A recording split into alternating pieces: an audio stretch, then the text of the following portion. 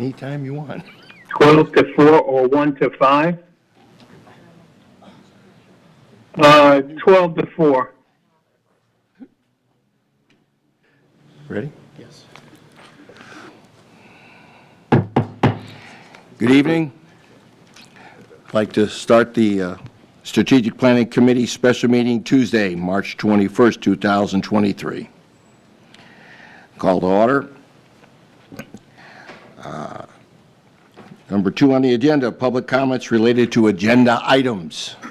Anyone online that would like to talk or have some comment? Okay. Anyone in the gallery that would like to have? No? Okay. Thank you, Judy.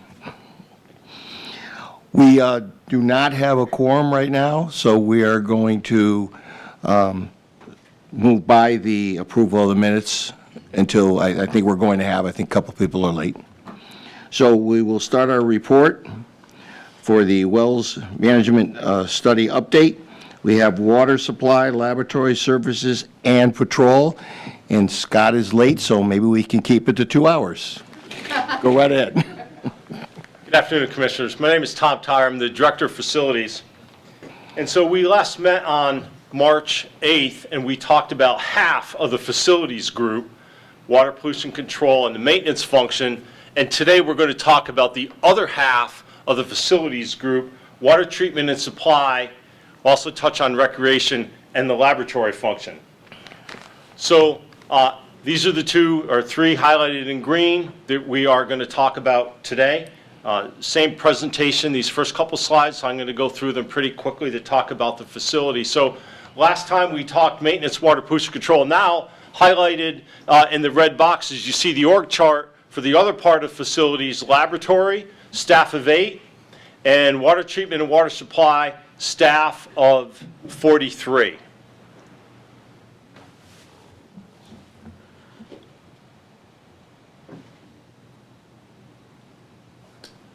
So we talked 2 weeks ago about the budget. So I've highlighted here the water quality. That's the lab function budget, approximately $1.6 million, which is 4% of the facility budget, not the district budget, the facility budget. And water treatment and supply, which is approximately $9.3 million, or about 21% of the facilities budget. The same comment held true for WPC and maintenance, holds true for water treatment and supply and lab. In the past decade, none of these groups has needed any special budget transfers. And it's certainly, again, a very positive comment on the ability of these folks that are engaged directly in the operations of infrastructure to stay within their approved budget. We had talked about succession. That's been a common theme in a lot of the discussion that we've had in these prior presentations on the strategic plan. And facilities as a group, we had mentioned this before, hired since COVID 15 new staff from outside, but we've promoted 25 internally, and 2 of those new hires have been promoted. And just like we saw with the other groups, you're going to see tonight the downward trend in the staffing levels over time of these 2 operating units. Sorry, Tom. We're good. You've heard this part before, Scott. So again, to touch on the succession plan, there's have been significant staff reductions. While we have increased in the complexity of the operational maintenance and compliance roles that these units fulfill, and that has been achieved through significant training that we have focused on over the last few years. And so now we'll get into the heart of the presentation. Andy Hubbard is going to speak on natural resources, and Ray Burrell is going to talk about water treatment and rec. But before we do that, we have a lot of staff here. And again, just like we had 2 weeks ago, I want them to have an opportunity to introduce themselves, because these are the unsung heroes, the leaders of our group, and you don't often have a chance to meet them and try and put a face and a name together. So I'm going to have the staff introduce themselves, and then Andy will lead off with the water supply presentation. So, Bob. Good afternoon, everybody. My name is Bob Rostowski. I'm the manager of water quality and the lab supervisor of the lab services department. Good afternoon, everyone. My name is Ray Burrell. I'm the assistant manager of water treatment. Andrew Hubbard, Natural Resources Administrator. Good afternoon, Chris Harrison, Superintendent of Water Treatment. I work at West Hart Filters. Good afternoon, Carl DeZonia, Supervisor, West Hartford Filters for Building and Grounds.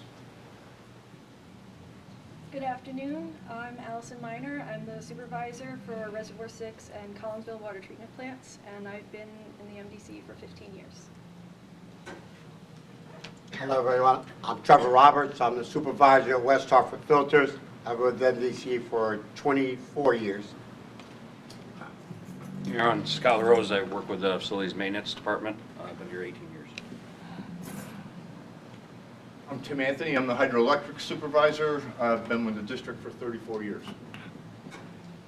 Hank Martin, Chief Police, MDC.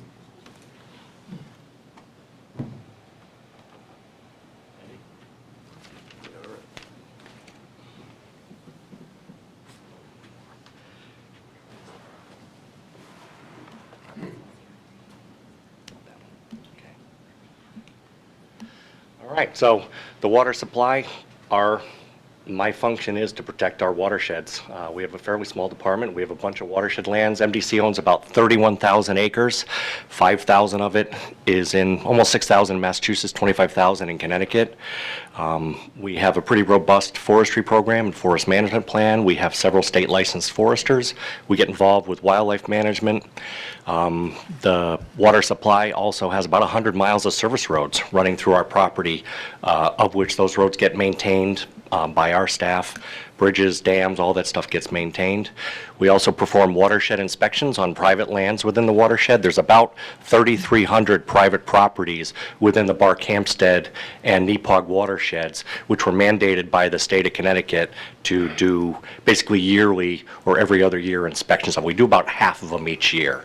I also review and monitor land use proposals, which it's been kind of interesting lately. There's been a bunch of solar panel fields going up in Massachusetts in and around the watershed we've been keeping an eye on. It's just kind of a new wrinkle, something earlier in my career I wouldn't have expected I would have to be monitoring. We also respond to emergency spills within the watershed, and we'll get into a recent spill towards the end of my presentation. As everyone knows, we have a bunch of dams and reservoirs up in Bark-Hampstead, Neepog, West Hartford, Resi 6, that area. We've got about 40 billion gallons of water stored when those reservoirs are full.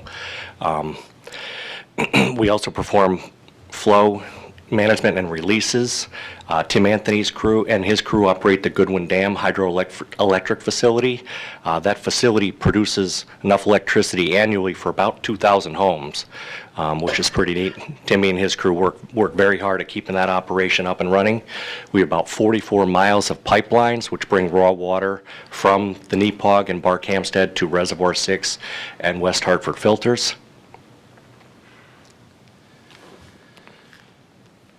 At this point, if everybody could take a quick look at the map next to Chris there.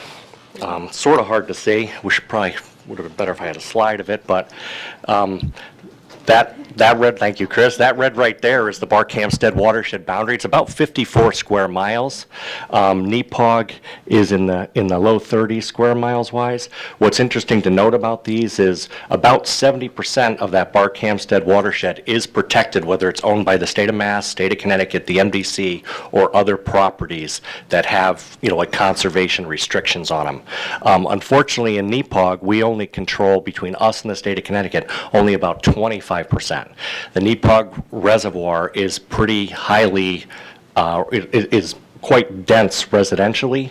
We have a tremendous number of inspections in there, which I'll get into in a few minutes. Last year, our inspector did about a little over 1,000 inspections. He got a late start. It was his first year on the job. We've got a bunch of technical updates that we're going to get to as well. We also, on both Neepog and Bark-Hampstead properties, have a controlled deer hunt to keep the deer population down so that we can maintain good vegetation on the forest floor to protect MDC lands and protect the watershed so we don't have a lot of erosion and sediment flowing into the reservoirs because of that. Thank you, Chris. And then, I don't know when you want to put the video up. And I've got a couple of things. Let me show those while you're queuing up the video. I talked about the technology a little bit, upgrades that have gone on the watershed inspection program. This is one of 17 binders of individual pieces of papers of individual properties within the watershed. So as an example, this is Tenelli Road in New Hartford. We literally have 17 bindings this thick. The inspector would go out, inspect each property. It's a pretty simple, straightforward, check the septic system, basic stuff. That's been condensed by our GIS department to this iPad, which is georeferenced, which is GPS enabled. So now our watershed inspector can literally pull into a driveway and mark vehicles with all this proper identification, as you see in that. It will literally be on that property. The GPS will enable it there. He can click, double check that it's the proper property, do his inspection. When he's done with his inspection, he literally presses save and it goes to the cloud. And if this thing gets lost or stolen, we're all set. In years past, this was a full-time job. The watershed inspector now is about 2 to 3 days a week during the growing season. These individual pieces of paper would then, in the old system, would get hand imported into the computer to generate a report, which is mandatorily provided to the health department for March 1st every year. So this has been should be a tremendous time saver. So right now we're down to about 2 days to 3 days a week during the growing season versus it was a full-time year-round job before. Just want to bring everybody's attention quickly. This is a booklet that gets handed out. I put one on every desk to everybody in the watershed. It's got a lot of information about the inspection process and just basic, good tips to be a good steward of your property. And our most recent addition is, this was our watershed inspector Mark Singh's idea. It's a door tag that he can leave after an inspection. And on the back of it, Nick Soleni had the great idea of putting a QR code, which goes directly to the watershed protection page on MDC's website. And what's really helpful about this is a lot of times the inspector will go to a home, there'll be something not super critical, like say they have a pile of topsoil from an addition they're building with no silt fence around it. So for him to try to go back and remind them they need to put their silt fence up, he can just leave them this note, and then they can get to work. On his way back to the office, he would also notify the town if he found something, or if it was something significant like a septic system. The health department gets notified from the EP and the town and the local health district. So that's kind of how that's handled now. But we're expecting this to be well received. In the era of Ring doorbell cameras, we've gotten an awful lot of phone calls recently. People didn't even know their properties were being inspected in a lot of cases, but now everybody knows, so it's one more thing that I think helps us do the job better and neater. Andy, Commissioner, do you have a question? Yes, I did, Andy. You mentioned that it would be fine, something severe enough, the town and health departments get notified. Are they proactive to protect MDC's watershed areas? They are, yeah. I mean, the health department specifically, if it's like a leaking septic system, something like that, they can be fairly aggressive. If it's something simple, like somebody doesn't have the silt fence down up properly, it depends on the town. Some of them are a little more proactive than others. But if we bring it to their attention and we consider it a threat to our water supply, they'll take it a little more seriously. We have a very good relationship with all the towns through years of hard work working with the towns. So they're pretty responsive to us. And they notify us when corrective action is taken? Yeah, no, we're in close contact with them. So Thank you. It seems to be working quite well.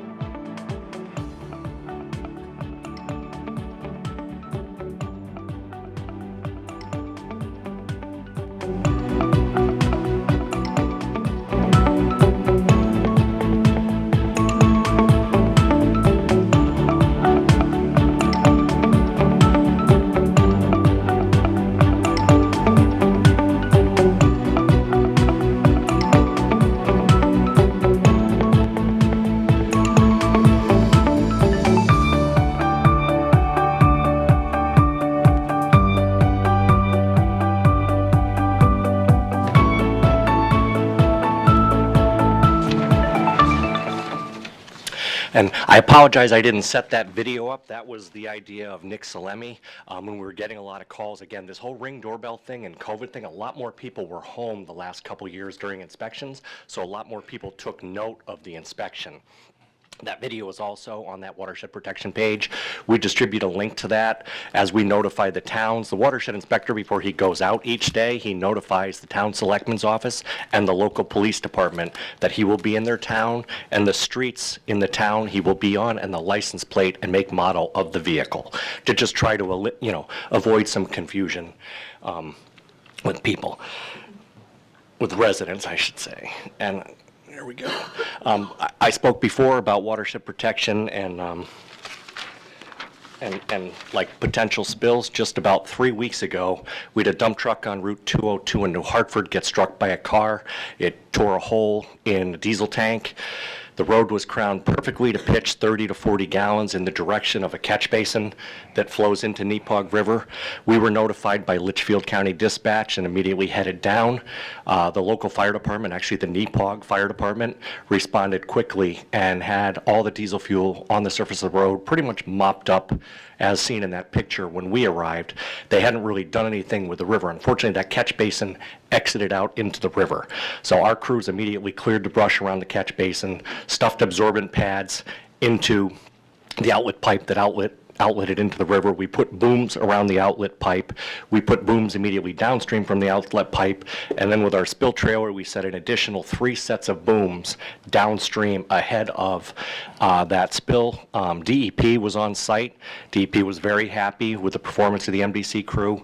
DEP called in an outside spill contractor to take it off of our hands. And actually that day, they did not do any additional implementation of anything because they were satisfied with the job that we had done. So we set a series of, it was over 4 sets of booms, 1 set on a really still section of the river. We had a series of pads in to soak up all the oil, and both DEP and ESI, the environmental spill contractor, thought that what we had done was enough and they were going to continue monitoring it. And I got a call yesterday that they removed the rest of the spill control materials. Just an example of something we do. We train for that every year. All the locations that we set the booms are actually in this book called the Emergency Spill Response Manual, which was last updated in 2022. We have a series of maps in here. I keep one of these in my truck. We have a set in the spill trailer, and everyone on the Park Hampstead and hydro crew know this stuff because we practice for it and train every year. So it was a really good exercise, and the fact that DEP didn't feel that any more materials needed to be added to mop that up, I think is a credit to the training that we've done on that. And I think that's my last slide on watershed protection. Any questions? Yes, sir. I guess one of the things I'm curious about is as the population out there increases and they don't have sort of sewer system, they basically have septic tanks, is that correct? That's correct. It's 100% on-site septic. Is there some tipping point based on some modeling where the issue with regard to development and endangering the watershed becomes an issue? And what, I guess my question is, what recourse then do we have? Yeah, it's a good point. I mean, currently in both Massachusetts and Connecticut, the codes for septic system installation are pretty strict. Setbacks from wetlands and streams and obviously drinking water reservoirs. We own, like I said, over 70% of Park Hampstead is pretty much permanently protected. It'd be nice to see that number increase in Neepog. Neepog would be a good spot if we did have funds to potentially, acquire some more lands. But yeah, it's certainly a valid concern and something where, we monitor all land use proposals within the watershed. So if somebody came along with a, giant subdivision plan or, wanted to clear 500 acres and put a golf course along the Neepog River, we would be on top of that for sure. Now, is that something that we could stop, or essentially what would happen? So if it was something that we thought was a threat to the watershed, we certainly we certainly would attend all the meetings and let the town and the state know that something we were concerned about. Again, with the current building codes and planning and zoning and wetlands regs and stuff, I think we're in pretty good shape. It's, back in the old days, maybe not so much, but nowadays, like I said, the engineering and all the studies that go into major development proposals, I think we're in pretty good shape.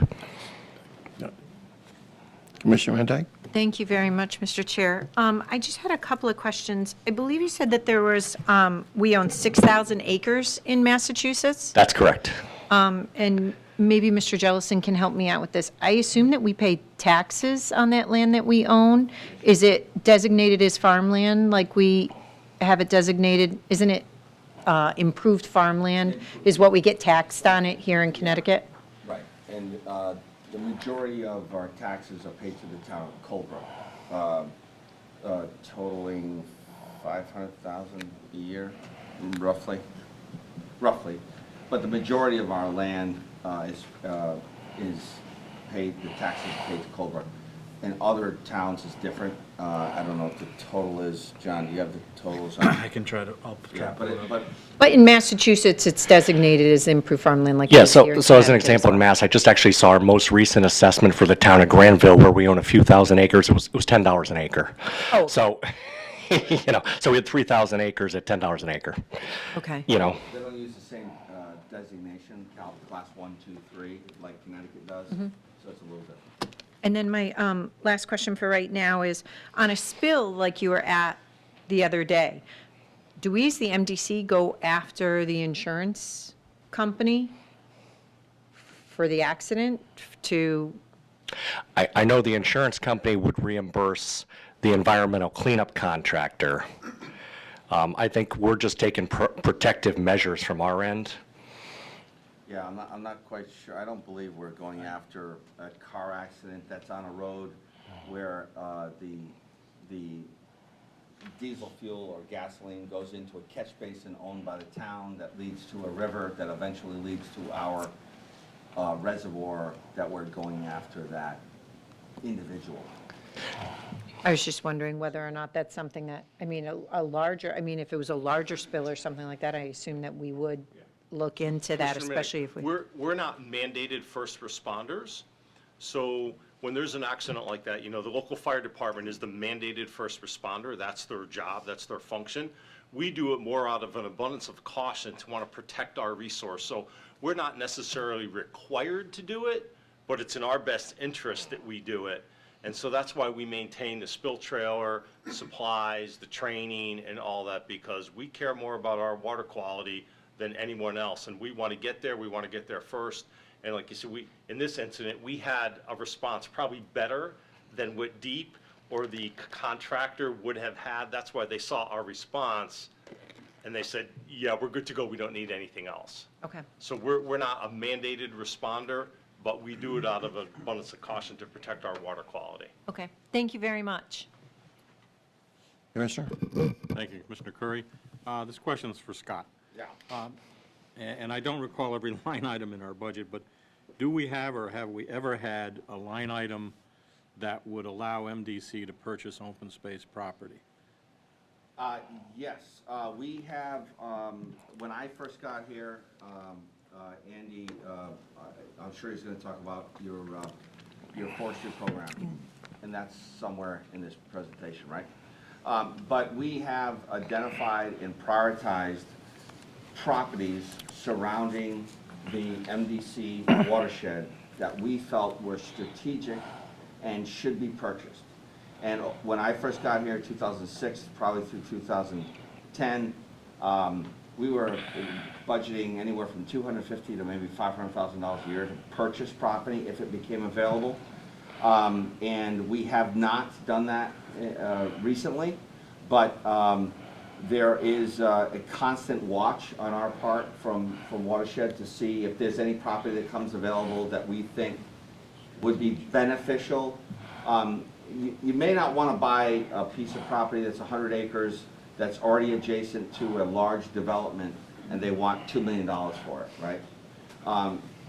So there's a process that Andy will go through to determine, does it make sense to buy that property? And we, as Andy mentioned, we already own 70%. So there are some properties, if they were ever to become available, that we would definitely consider buying. But we do have a map, we have prioritized, and we're constantly, evaluating that. Do we ever, Mr. Chairman, follow-up question? Sure. Do we ever contact, especially in the area that Andy mentioned where it's high private residences, and I'm not familiar with the area, but I'm guessing that there's farms out there. Do we ever contact the large acreage farmers and offer them a plan similar to what the state does with open space, that they continue to live, farm, but it belongs to us, kind of? Yeah. So the area that Andy was mentioning, which is Nepog, which is Canton, there is a much larger population. It's almost like West Hartford Filter, right? So Barkhamsted, you feel like you're in Vermont, you feel like you're in New Hampshire. But in Nepog, areas, portions, and I would say, Andy, help me if it's the northwest bottom corner of Nepog, or? Yeah, the west of, if you look on the map next to Chris again, that whole western section next to Nepog River Reservoir, it's all white, it's residential small farms. It's more like West Hartford Filter than it is like Barkhamsted. So it is residential homes, and, that's just, it is what it is, but. All right, thank you. Yeah. Yeah, it's a fairly affluent area too, so largely if people have a problem with their septic system, they fix it. In the case of agriculture, there are quite a few smaller farms out there. Those farms, we have our watershed inspector work with them if they've got issues, and we link them up with the USDA Natural Resource Conservation Service. And in a lot of cases, the Natural Resources Conservation Service can come out and write what they call like a whole farm plan, where they have like agricultural best management practices, fencing cattle away from streams, manure storage, assigned like manure storage areas, stuff like that. So it's more than just us who's working on this.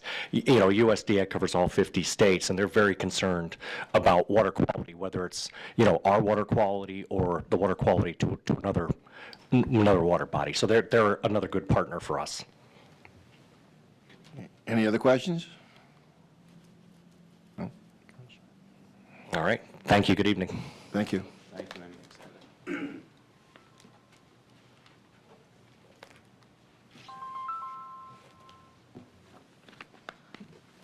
Well, thank you very much for allowing me the opportunity to present today. Andy is fantastic. He's a wealth of information. He's definitely one of our valued members in our department. I'm going to talk a little bit about, our journey through water treatment really over the last 20 years. And I started here, I know everybody, a few of them mentioned when they started with the district. I started here in 2002.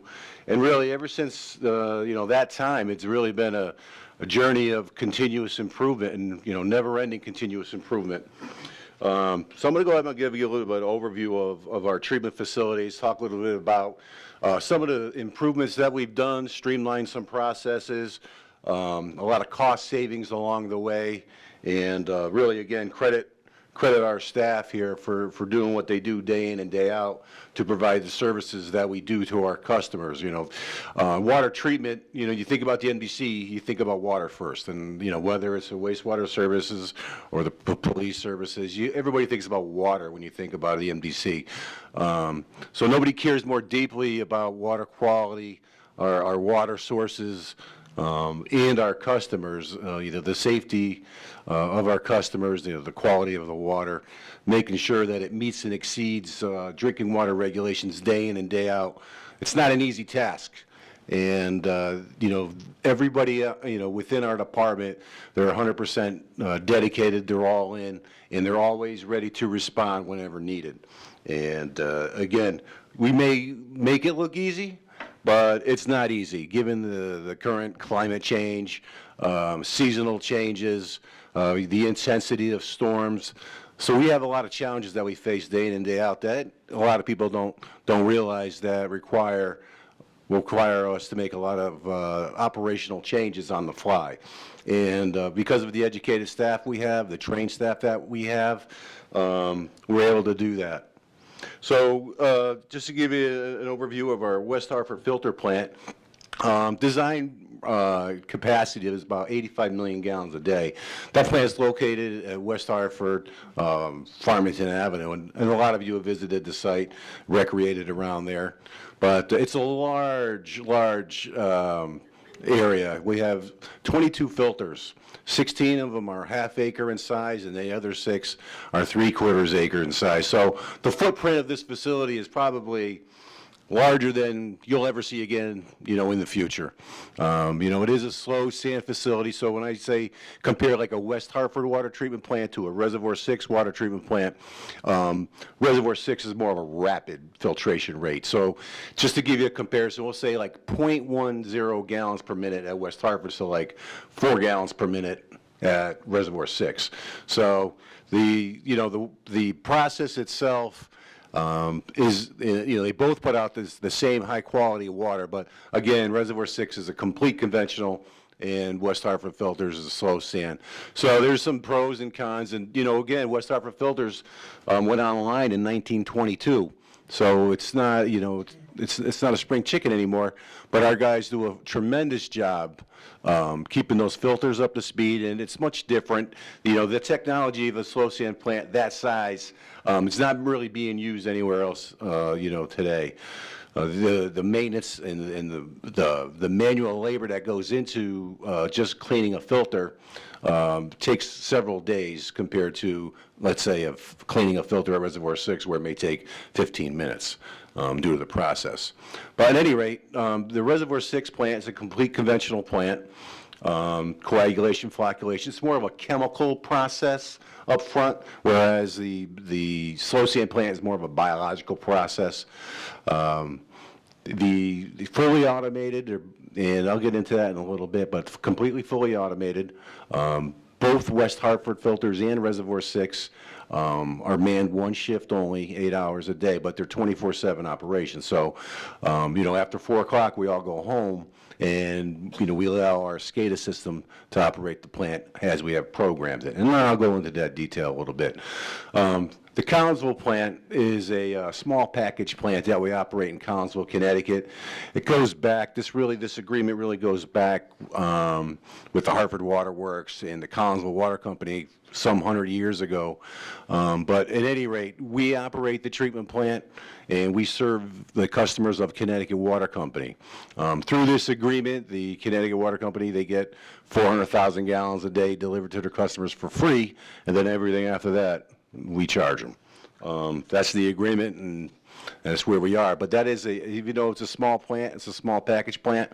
It's highly complex. It's got a lot of bells and whistles with it. And again, that one there is only manned 8 hours a day as well. So right now, this is, where our presentation is water treatment and supply. It wasn't until like 2014 where we actually merged these departments together. They've operated as separate entities from 2006 all the way up to 2014. So allowing us to merge these departments together really aligned our goals. It made more sense to run the department as a whole with water supply and water treatment. So we were very fortunate to do that. And while we were able to do that, we were able to actually consolidate some positions as well. And you could see, through the graph there, just in 2010, water treatment and supply collectively had a staff of 70, whereas today we're looking at a staff of 43. So that's a difference of 27 positions. And as you can see, as with the budget, you see the budget fluctuations a little bit, but with the commodities increases, that's pretty much across the board around any utility right now. Chemical costs have skyrocketed, electrical costs have increased, but overall, we're doing what we can to minimize the cost. In reference to producing a gallon of water. And I think that's probably reflective by the rate decrease that we've seen this year. But, through the years and ever since the journey began for me in 2002, we've continuously increased our automation within all the treatment plants, increased our training, and with the job consolidations that we've had occur over the several years ago, we are able to now cross-train employees into other different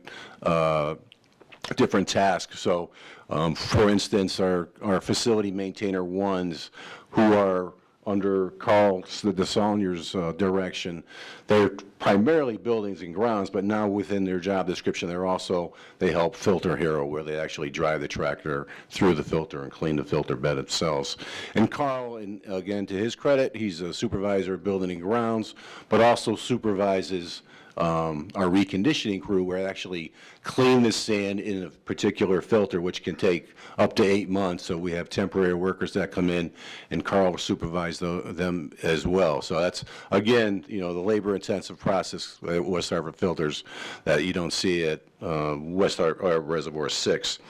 Now, I will say, a lot of the things that we've done, let's say around 2006, where Reservoir 6 itself wasn't really an automated plant. Scott Jellison came on board as COO, and he made many department tours during his early years as COO. And he's always asked the question, why are we doing it this way? Why are we doing it that way? And I think that mindset, again, towards continuous improvement and actually questioning why we do something this way, just because it's been done that way for 20 to 50 years doesn't mean that we need to be doing it today. Because if you take a business model that you created when you opened up your business 40 years ago, you can't operate with that same business model today. And that's kind of the philosophy that we've adopted.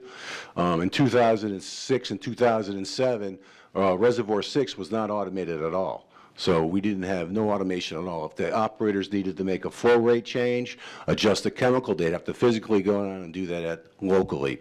Data collection, that was all done manually as well. The treatment plant was littered with strip charts and circular charts. Data wasn't even in one central location, so you couldn't really make informed decisions. At that time, and right around that period, we hired Scott LaRose, who was one of our primary integrators here.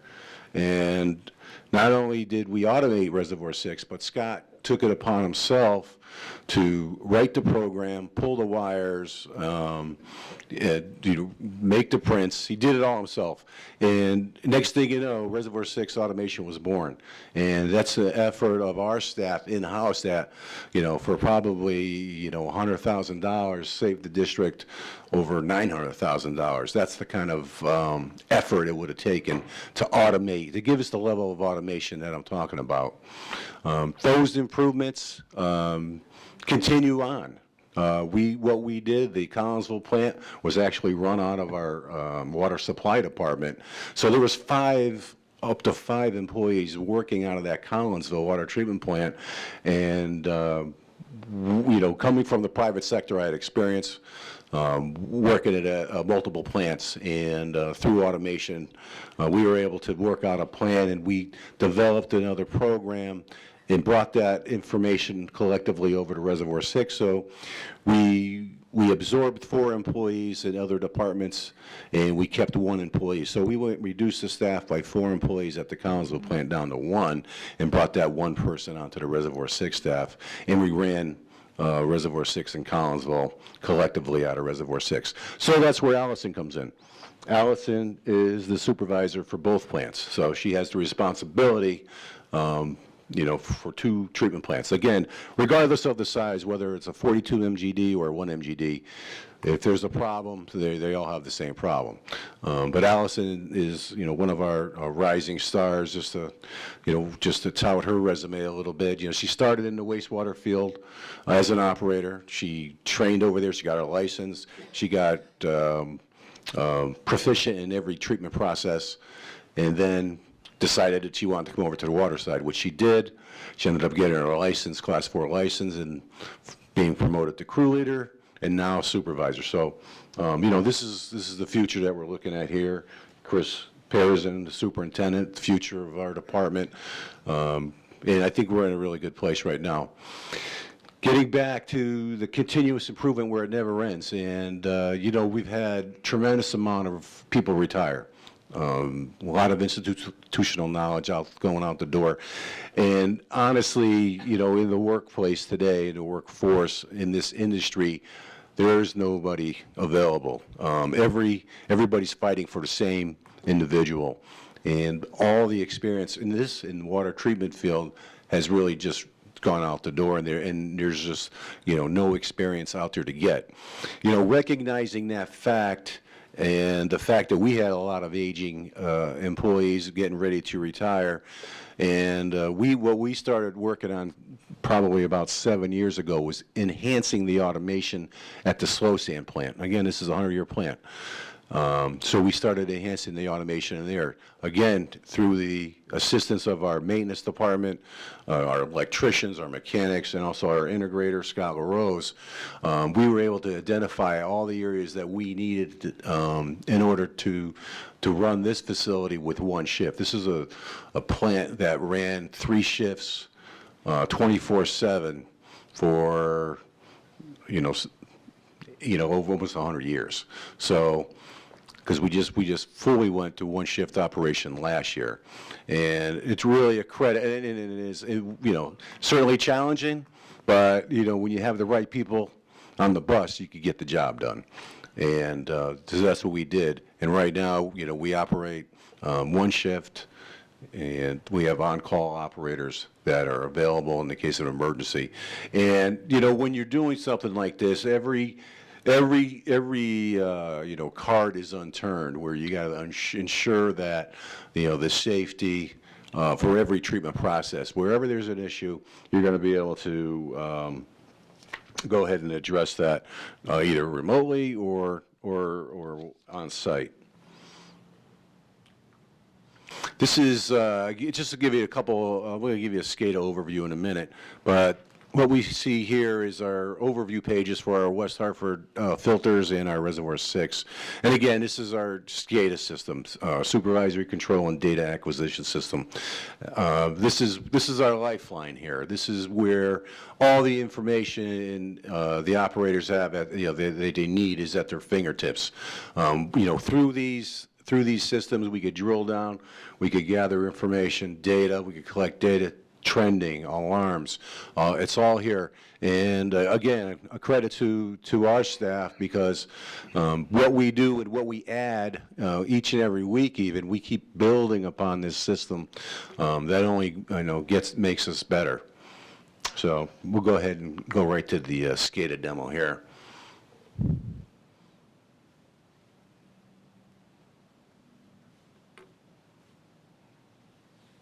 So while they're pulling that up, when we met on the 8th, we saw a little bit of the WPC, Water Pollution Control SCADA. And so now you're going to see some of the water treatment.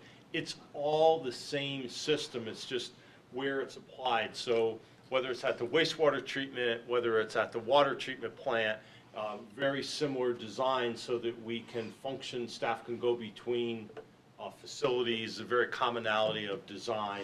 And one of the things that we've done in collaboration with engineering that has been fantastic is on every new project we've done, we mandate that all of our consultants in design use the same integrator, and our contractors have to use the same integrator. So when we put multiple systems together between contracts, we have no integration issues. It's a seamless between one building coming onto the network or another plant coming onto the network. So it's been incredibly beneficial for the district. And also kudos to finance for helping us work that through in our documents when we go to bid. So it's a great story of how we've really got a tremendous product for the district, because we were able to procure the right services, we were able to engineer the right services, and then we received them in the operating and maintenance group. So fantastic overall effort for the district. So what we're looking at here is the West Hartford Filters overview screen, and you could see that, I'm not sure if it'll reach over there, there we go. So you'll have our series, these are our filters here. So we all together, we have 22 filters, and, you know, within this overview screen, what we like to see is as much information as possible without having to drill down. And everywhere along the treatment train process, we have instruments measuring the quality of the water. So we'll know up front if there, you know, let's say for an instance, we have a heavy rain event and just the reservoirs have gotten stirred up. We've gotten, you know, 4 or 5 inches of rain and the reservoirs has gotten stirred up. We'll see that immediately upon our instruments before the water enters our treatment process.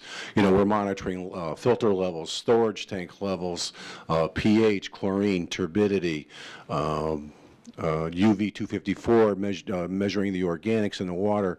And we're capturing it, again, along the treatment train, out of every individual filter, and then out of every combined group of filters as well, what we call the combined filter effluent, which is, you know, very, very important before the water enters the storage tanks. So along with the treatment processes itself, you know, our storage tanks on site, and then the watering entering the distribution system, we're monitoring the flows as well. We also responsible for a number of water quality instrumentation systems within the distribution system, and aside from a couple rechlorination stations that we maintain out in the distribution system as well. So this time of year, you know, all the reservoirs are full, and if you can't really probably read that right now, but you know, we're down below a half a foot from the spillway at Reservoir 5, and that's typically by design, because that's kind of a balancing reservoir for us. We control the flows from our Bar Campset and Nepog reservoirs. We have 3 metering pits that I control the elevation and flows for all the reservoirs, ensuring that we maintain an adequate supply locally, as well as watching the reservoir capacities out in our Bar Campset area, some 30 miles away from here.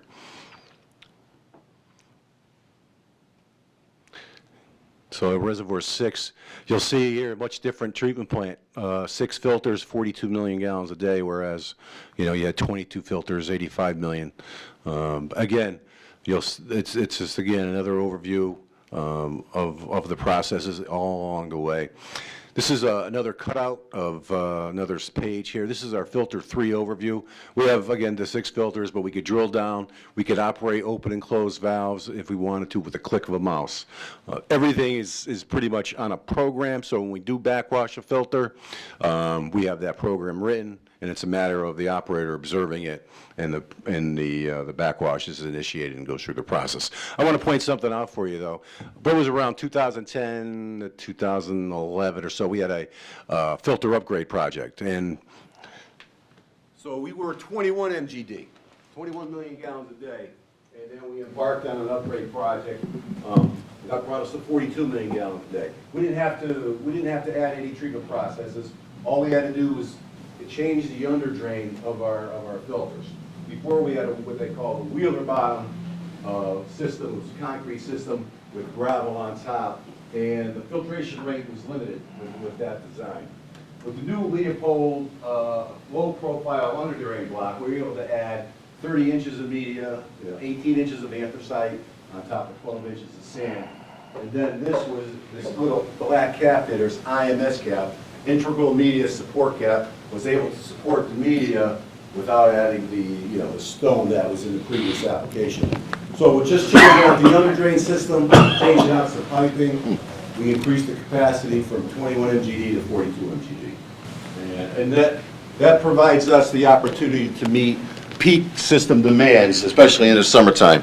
Because one of the issues, not that our flows are tremendously high, because we're only averaging about 47 million gallons a day, right now, but there are those periods and times where you have peak demands, and you can't exceed your filter rate during those peak demand periods. So that's where we ran into a problem having a 21 MGD plant. It wasn't that we were doing 21 million gallons a day, but it's those peak periods, those peak hours where we'd be in violation if we didn't upgrade the plant. This is an overview. We also have our Bar Campset water supply. If you see the beautiful Seville Dam over there, we have the elevation, constantly monitoring the elevation. We have Lake McDonough downstream of that with Richards Corner Dam, and we're also monitoring the elevations there. monitoring the flows through the Seville Lower Gatehouse. We have all that information coming back to us. And, what's more important is that everything is alarmed, low, high, you name it, everything is alarmed, and we want to know when there's an issue, because we can't be everywhere, but we could try to be through our technology.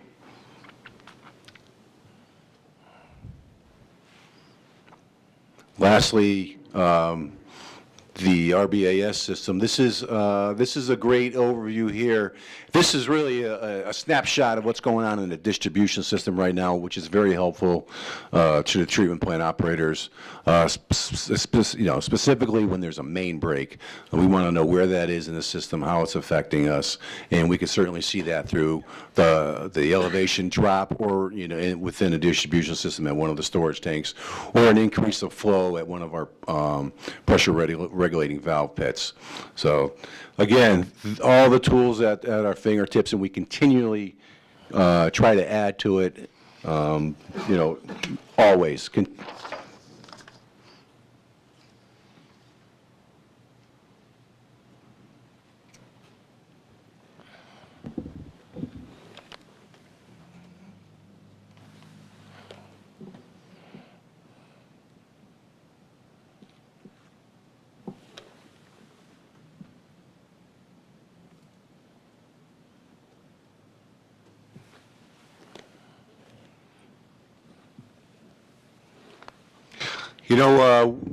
We're very fortunate that our water supply system was built in such a manner where it allowed us gravity flow to the treatment plants.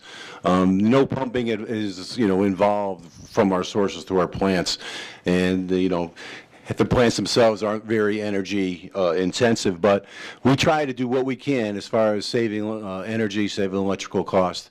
And one example of that is this lighting upgrade that occurred just a couple of years ago at all of our facilities up in Bark Hampstead, Reservoir 6, Collinsville, West Hartford Filters, and up in West Branch.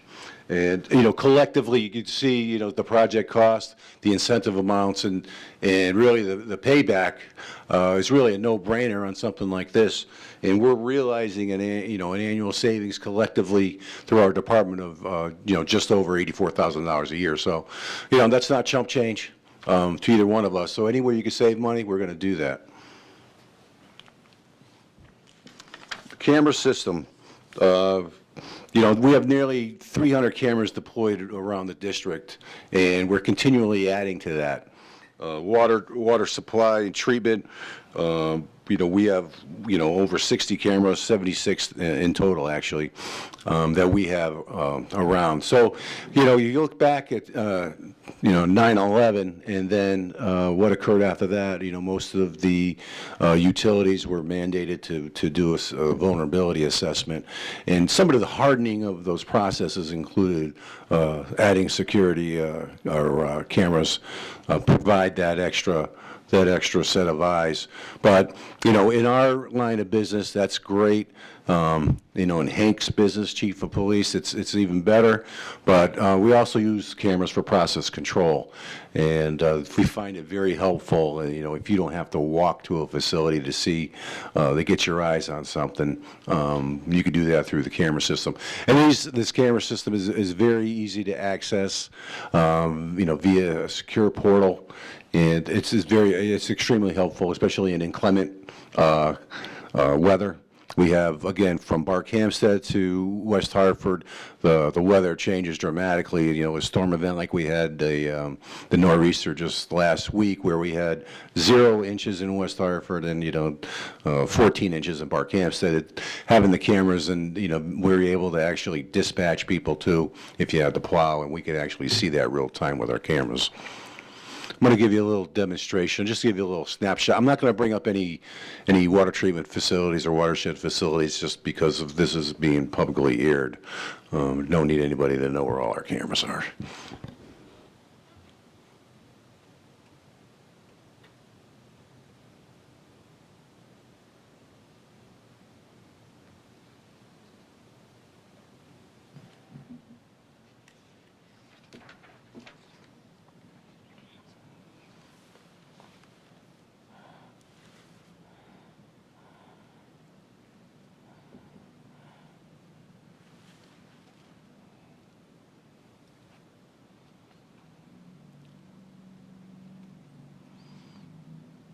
So just like any other security, you see security cameras, you got them at home right now. It's not really, groundbreaking presentation right now. But what we'll see here, we got really a snapshot of 4 different locations. So we have on the upper left, we have really one of our facility maintenance garages. Certainly there's been a lot of theft going on, catalytic converters, things of that nature. But we want to make sure that we have a set of eyes on all of our facility parking lots, which we do. Also on the upper right is one of our water pollution control processes, grit chamber, where you can't really see it from here, but you can actually, water is moving through that process there. And then the other snapshots are just our central equipment maintenance garages as well, where we could actually drill down, zoom in, we could do a number of things with our cameras. But it's, again, having the level of the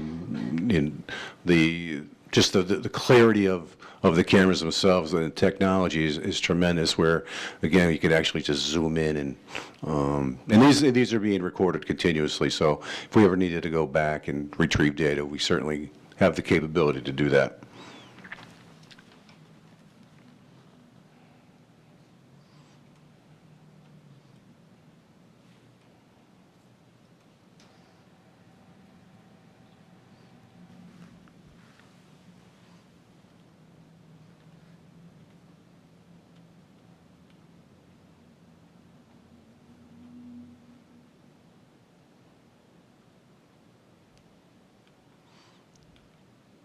All right, let's talk about recreation a little bit.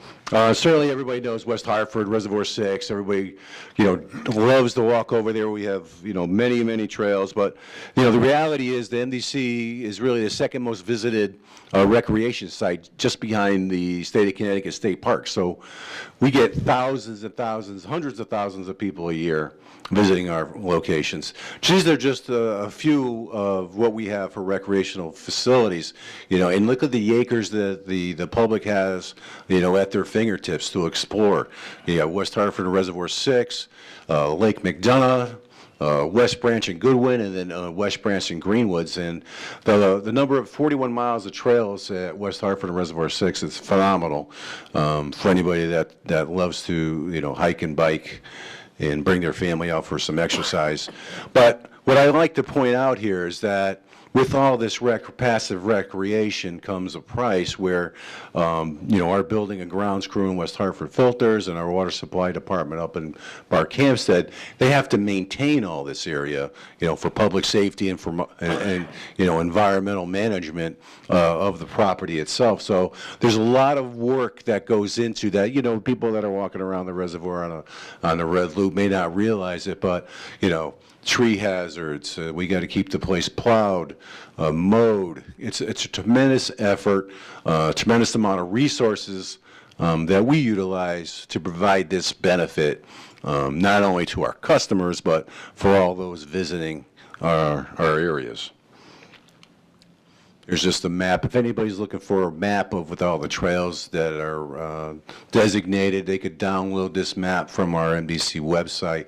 But this is the West Hartford Reservoir System. You see our series of reservoirs there, red loop, yellow loop, and also you have access to the Metacomet Trail as well.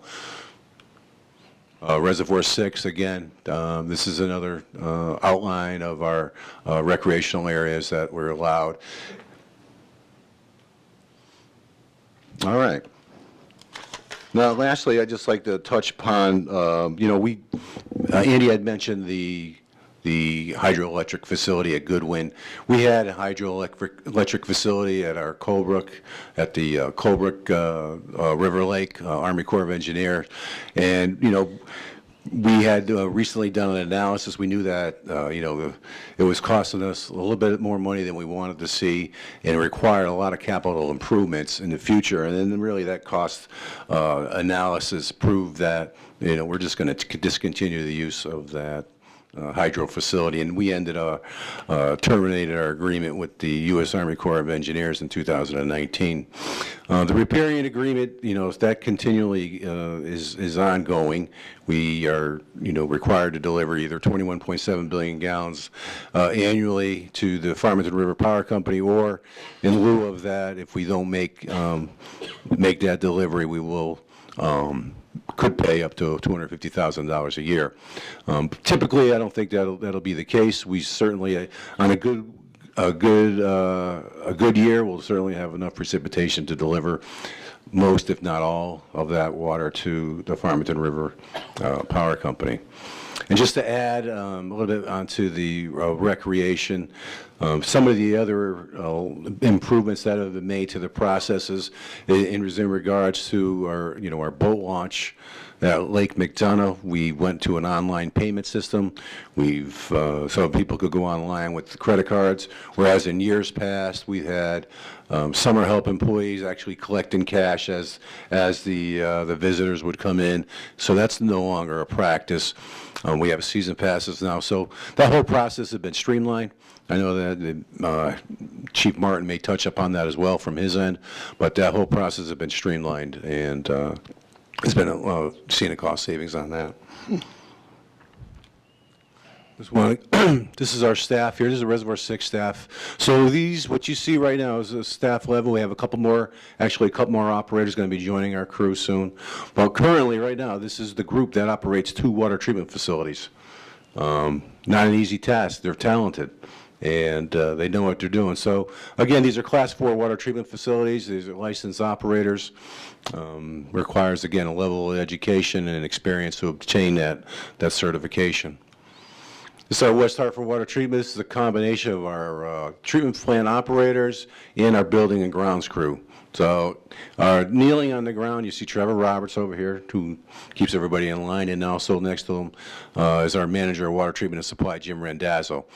So, if you take a look at the group, this is a great group of people that, I enjoy coming to work with every day. And that's the way we do it here. We come to work and work as a family, and you approach each day like this is our first day, and never stop improving, and that's what we do. And that's why I give our department, the people that work for me, a tremendous amount of credit. And they're protecting our customers, protecting the MDC, and always willing to do 100%, if not more. So, take any questions if you have any. Thank you. Questions? Commissioners? No? Anyone? All right, well, thank you. Thank you, sir.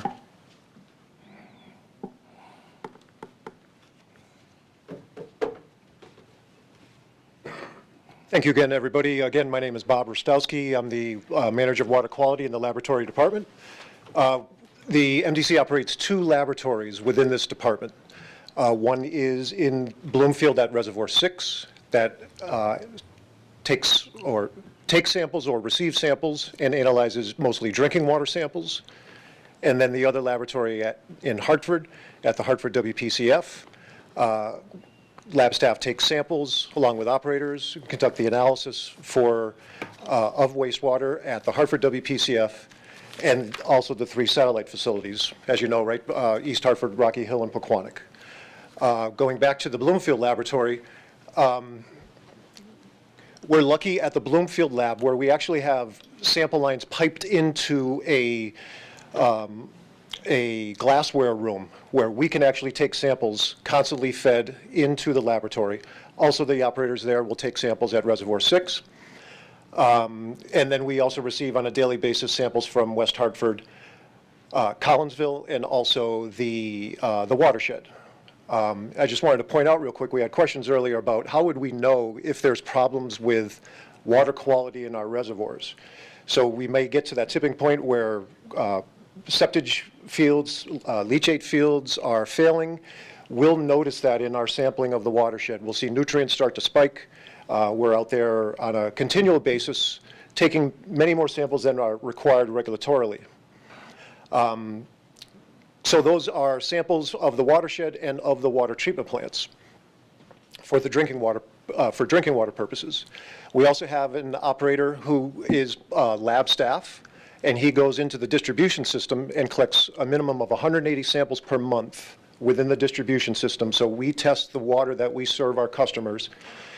Again, a minimum of 180, we're usually averaging about 190 to 200 in 1 month.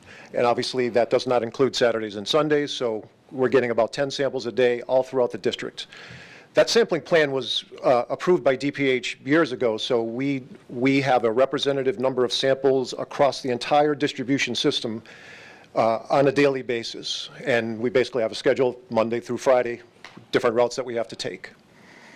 Once we get those samples, we conduct approximately 123,000 analyses on these samples to ensure compliance and quality. And at the Bloomfield lab, we have a staff of 4. We'll see the pictures of staff and some of the work that we do as I go on. Our other laboratory, again, is at Hartford. Lab staff, again, their samples out in the treatment plants. Operators take samples at Hartford, Rocky Hill, East Hartford, and Pequannock. We conduct about 62,000 analyses of wastewater to ensure compliance and quality. And we have a staff of 3 there. Our drinking water lab is ruled by regulation by the state of Connecticut DPH, and the wastewater labs are ruled by permits that are issued by the Department of Environmental Protection. One of the things that we do, along with taking samples, conducting analyses, is also then report this data. Again, 2 different categories, drinking water and wastewater. The reports that we generate for the drinking water side of our operation are produced by the laboratory and submitted to Department of Public Health on a monthly basis. That's some of those reports are the distribution system monitoring reports, the water treatment plant monitoring reports. Those are sent in again on a monthly basis. Analytical requirements change throughout the year so that there are always new things that we have to do on a monthly basis, a quarterly basis, sometimes every 3 years, every 8 years in some cases. We also provide data to the water treatment plants.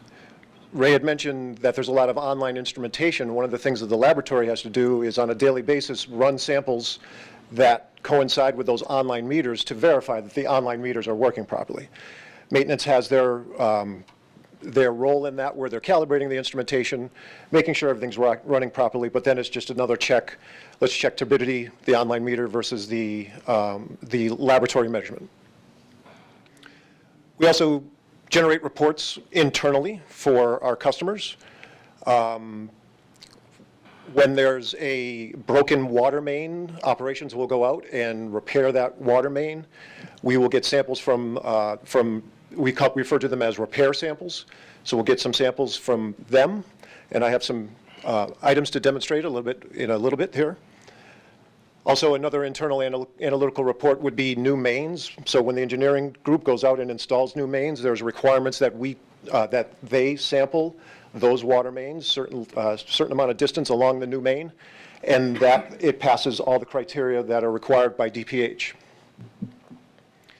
Other reports that we generate for drinking water would be information that's submitted through the Consumer Confidence Report. So that's something I work with Nick on. I have a deadline of next week to produce some of that data so that we can get this report ready for issuance in July. So if you remember the water quality report, the Consumer Confidence Report, there's a table towards the end of that. All that data comes from the laboratory. Other reports are lead and copper. We are required to participate in EPA's lead and copper monitoring program, where we go out and we actually deliver sample bottles to customers. They take the samples in a certain fashion, and we report that data. One good point to make about that is we are on what is referred to as reduced monitoring. Our lead and copper that is sent to customers, or it's actually, as the water enters the house, sometimes it picks up some lead and copper within those houses, but our water is treated to such an extent that we have extremely low amounts of lead and copper in our drinking water. Again, the most important thing to know about that is there is no lead and copper in our drinking water, in our reservoirs, and in our water mains. Once that water enters into somebody's house, they may pick up a little lead and copper from copper pipes, lead solder, et cetera. But the treatment chemicals that we add are, and that we maintain on a constant basis, are designed to prevent any leaching of that, or excessive leaching, I should say. One of the other reports that we are involved with, or reporting functions, is through EPA's Unregulated Contaminant Monitoring Rule. UCMR is the abbreviation. And that is a process every 5 years. EPA comes up with a different list of chemicals, parameters of concern that they want us to monitor for to make sure there are no problems in our drinking water. And that could be the source of drinking water. The pipes in the street, are we picking up any contaminants from the pipes in the street? And then even in houses, again, like lead and copper. There might be a few other things in addition to that, but one important note to make about that is that we're not responsible for the water within somebody's house, technically, but actually we are. So somebody could put in some really bad plumbing, and if we take a water sample at that tap, and it exceeds any of the EPA levels, we're required to respond and assist the customer. So it's not our job to then rip out the pipes or anything else like that, but we would assist them, give them advice. There's a whole page on the website about lead and copper specifically, and steps that you can take to minimize your exposure to lead and copper. We're doing sampling this year. EPA's revised those rules so that everybody starts fresh in 2024. We're going to have a whole new set of sample locations and requirements to report on. Switching over to the, yes, Commissioner. Commissioner Bush.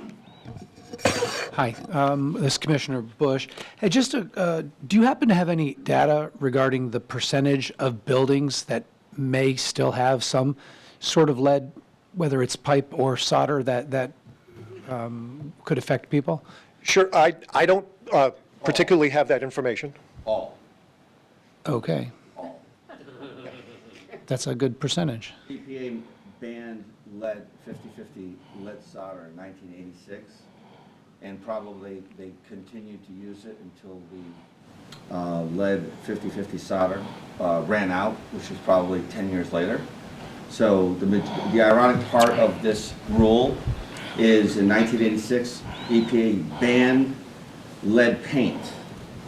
If you renovated a school, which happened here in Hartford, in other cities, Stanford, if you renovate a school, you have to remove lead paint from 6 feet above the floor.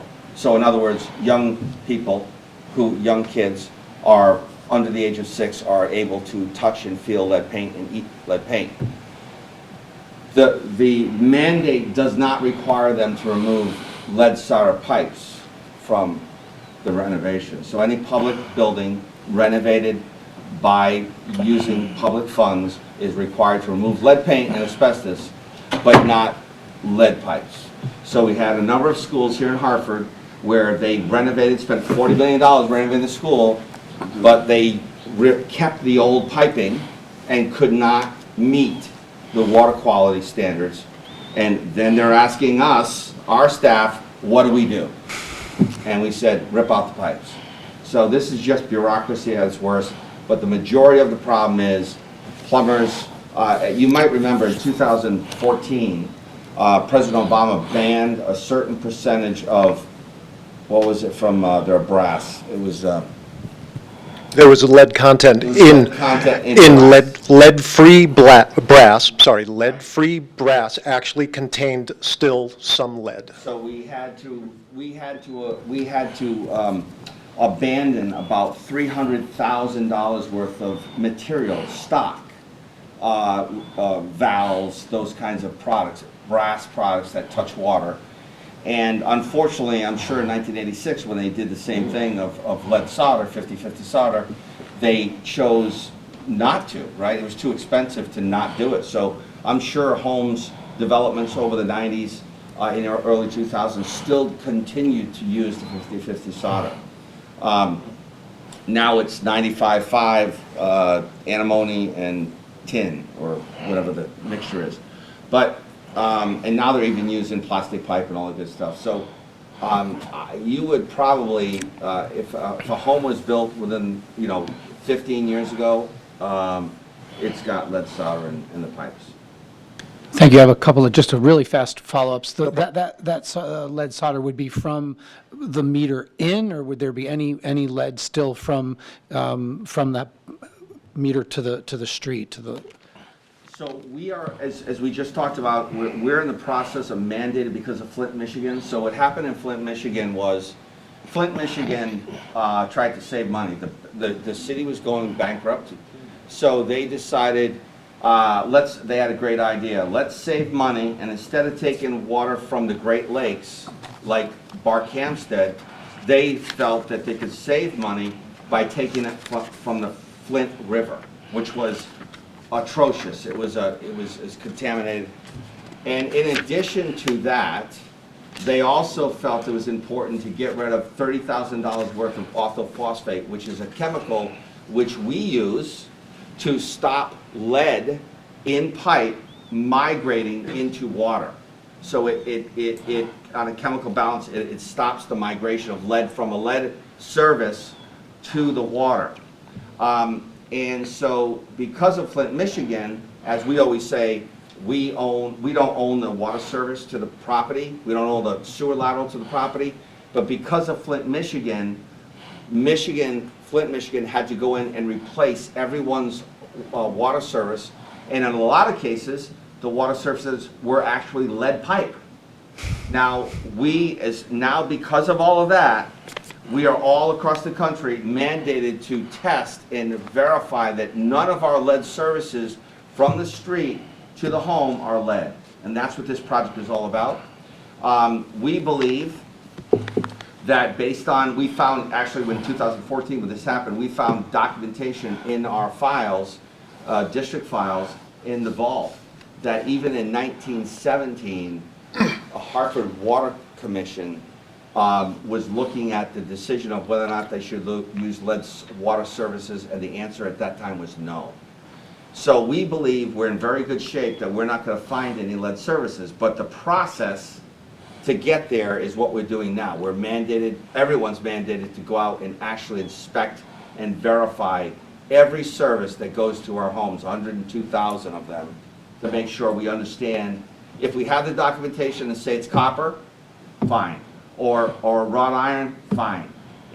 But if we don't and have no documentation that we're not sure what it is, we actually have to go dig it up. So that's the process we're going through right now. I appreciate that answer. I didn't expect it to be such a large answer, but that's a great answer. And I do have one last question. I don't know if there's an answer to it at this point. Scott did mention that there's a lot of plastic pipe these days, and I know that there's a big thing with BHA or BHT and the pipe, and I've used plastic pipe in my job. So is there any testing currently or exists that tests any leaching of plastic or any microplastics or any contaminations from the plastic into drinking water in people's homes? There's none that we do. There's no testing that we do, but then all of that piping material is tested and made sure that, so the manufacturing companies would be the ones that do that testing to make sure that no plastic components leach out. So we could, some of the parameters that we monitor for might provide you some information, but we've not seen many problems. In fact, it's odd that sometimes the problem that we might see is somebody changes out the pipes at their kitchen faucet and will call us and tell us the water tastes funny. And we go and test. And then we find out through communication and question and answer that you have plastic pipes. Oh, does it taste like plastic? And the answer is, yeah, it kind of does taste like plastic, and then have to just share that with the homeowner. So just to go back to lead and copper, Scott pointed out 1986 is when they banned mostly lead solder. Our current sample pool is from houses built in 1986. So we go out and sample 50 of those homes every 3 years. And as Scott mentioned, we add 2 chemicals to make sure we don't get any corrosion of pipes. One is sodium hydroxide to increase the pH. You don't want to have your water be acidic. That was one chemical that Flint did not add, and they were basically pumping acidic water through their entire distribution system. So of course, acidic water is going to leach anything out of the pipes that might be there. The other, again, like Scott mentioned, is orthophosphate. We add a phosphate corrosion inhibitor, and it forms a layer on the inside of a pipe so that it prevents any lead, copper, or anything else from leaching out of that pipe. Now that we're into the revised lead and copper rule, as Scott mentioned, we have to go and investigate all of our connections to make sure that no service lines are lead. And after that inventory is done, we will then have a new sample pool that we will go out next year, and we have to sample 100 of those sites. In addition to that, one of the things that came up, and again, related to previous discussion, is we will also be required to sample 20% of all the schools in our distribution system. So 20% per year for 5 years. So we have one round of sampling all the schools through high school, so high school and below, unless that school was built in 2006, I think that is, or after. So it's looking for schools that have been built 20, 30, 40, 50 years ago that might still have lead in their buildings.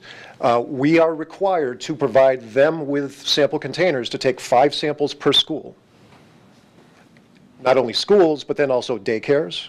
Any place where a child is taken care of as an infant or through secondary or through primary school. And again, we'll have to provide the sampling equipment, conduct the analysis, and do the reporting to EPA. Not only to the customer, of course, but also to EPA. And just to add on the wastewater side, while we're doing this requirement of DPH, it makes all the sense in the world. We're not just looking at the water service, we're actually at the same time going to do the sewer service. So while we're doing all this exercise to verify where the water service is in the material, we're also including the wastewater service. So we have good records on both. And just to add to that, we are required to monitor wastewater on a quarterly basis for metals. And if we find high elevated levels of copper, lead, or zinc is another corrosion inhibitor that may have been used in some utilities, DEEP will require that we remove that from the treatment plants. So one study to handle both sides of the pipe. Go ahead. Thank you, Mr. Curry. Question regarding the 20% for schools tested. Is that 20% across the board, or is that 20% of each of the member towns? It's 20% across the board, but of all member towns. So if you get our drinking water and you have a school in that town, we're required to test that. Ultimately, over 5 years, we will test every school that gets our water. Thank you. Quick question. I happened to run across this report that EPA announced a proposal for national primary drinking water regulations having to do with PFAS. So my question would be, what does the future look like? What are we doing to meet this, even though I doubt it's going to come into finalization by the end of 2023? But if we have to do it, obviously, at some point, what are we doing? Right. Yeah, that's a proposed rule. EPA has announced 2 parameters that have a very, very low concentration, a maximum contaminant level of 2 parts per trillion, an extremely low level for 2 of the PFAS compounds. They have also proposed an additional 4 compounds to have a health advisory index. So it's just a calculation that you have to run. We, as part of, and it's convenient that we're right on the slide, as I mentioned, we have the unregulated contaminant monitoring rule. Every 5 years, EPA comes up with a list. Can you say that again? Unregulated contaminant monitoring rule. Unregulated. Yep. And what the industry believes are the most current contaminants to be concerned about. We've monitored for these PFAS compounds previously, and we did not detect them. But we did not really look at that low-level 2 parts per trillion. And the best analogy I can give you is you're looking across the room. I can't see the printing on the flag. So it's that type of level. We looked, We took samples, we provided analysis, and we can't see PFAS. Now I'm going to take out a pair of binoculars, and I'm going to zoom in on that flag, and I'll be able to read every single letter. So that's what we're doing now. We're measuring for much lower concentrations of these parameters. So as part of what is now, and I'll use the acronym so I don't have to say unregulated contaminant monitoring rule again, UCMR 5. This is the 5th iteration of the EPA program, where EPA comes up with a list, again, every 5 years. There are, on this list, 29 PFAS compounds and lithium, the metal lithium. We are, so we've already taken samples. We did not detect at a very high range. We've taken samples now. We're waiting for those results. And we get an opportunity to review them and comment on them before we publish them to the public. So we've taken samples already for 29 PFAS compounds and lithium. We're required to take quarterly samples over a 12-month period. So the UCMR 5 requires monitoring of all utilities in the country. And over a 2-year period, 23 to 24, we must monitor for these parameters 4 consecutive quarters. So that's where we're going with that now. Really, the big thing to know about PFAS is, where is it coming from? If we detect something, DPH might turn around and say, well, you need to put in a $100 million improvement at some of your treatment plants to remove it. And my question always back is, why aren't you removing it from the source? So we're very, very lucky that we have this watershed system that's well protected. It's Class A water, which means it does not get wastewater discharges. So most of the times when you find PFAS, it's chemical contamination, wastewater discharges. And just think about New Orleans, right? At the base of the Mississippi River, that water is used and reused so many times from the northern stretches of the Mississippi River all the way down. So community takes drinking water out of the river, generates wastewater, discharges it. And wastewater treatment plants are not designed to remove PFAS. So there are communities out there that are not as lucky as we are, and that will have problems. When they do their own UCMR 5 monitoring, they will detect, I don't know what level, and it wouldn't be a good guess to even speculate what that might be. So this process is just a normal bureaucratic EPA process. And when they do not have a regulation on something, they go through this testing process across the country, and then they gather data, and then eventually you have a lead and copper rule, or a PFAS rule. So they will create some kind of regulation in the future for drinking water that everyone will be mandated to comply with.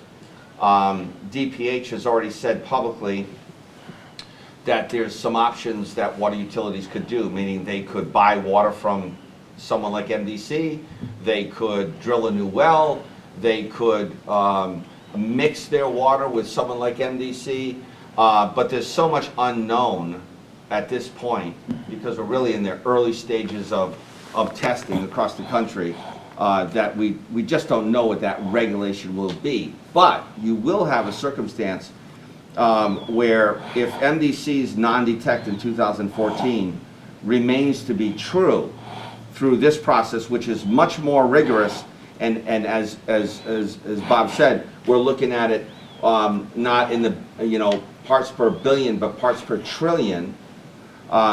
We may have a lot of water utilities mandated to buy water from the MDC. Like, for example, Portland, the town of Portland.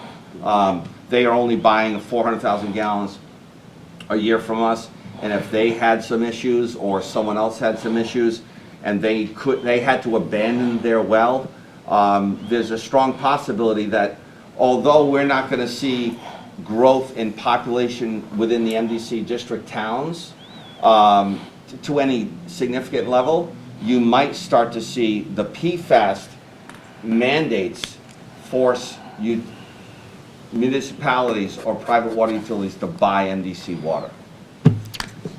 Chairman DeMello.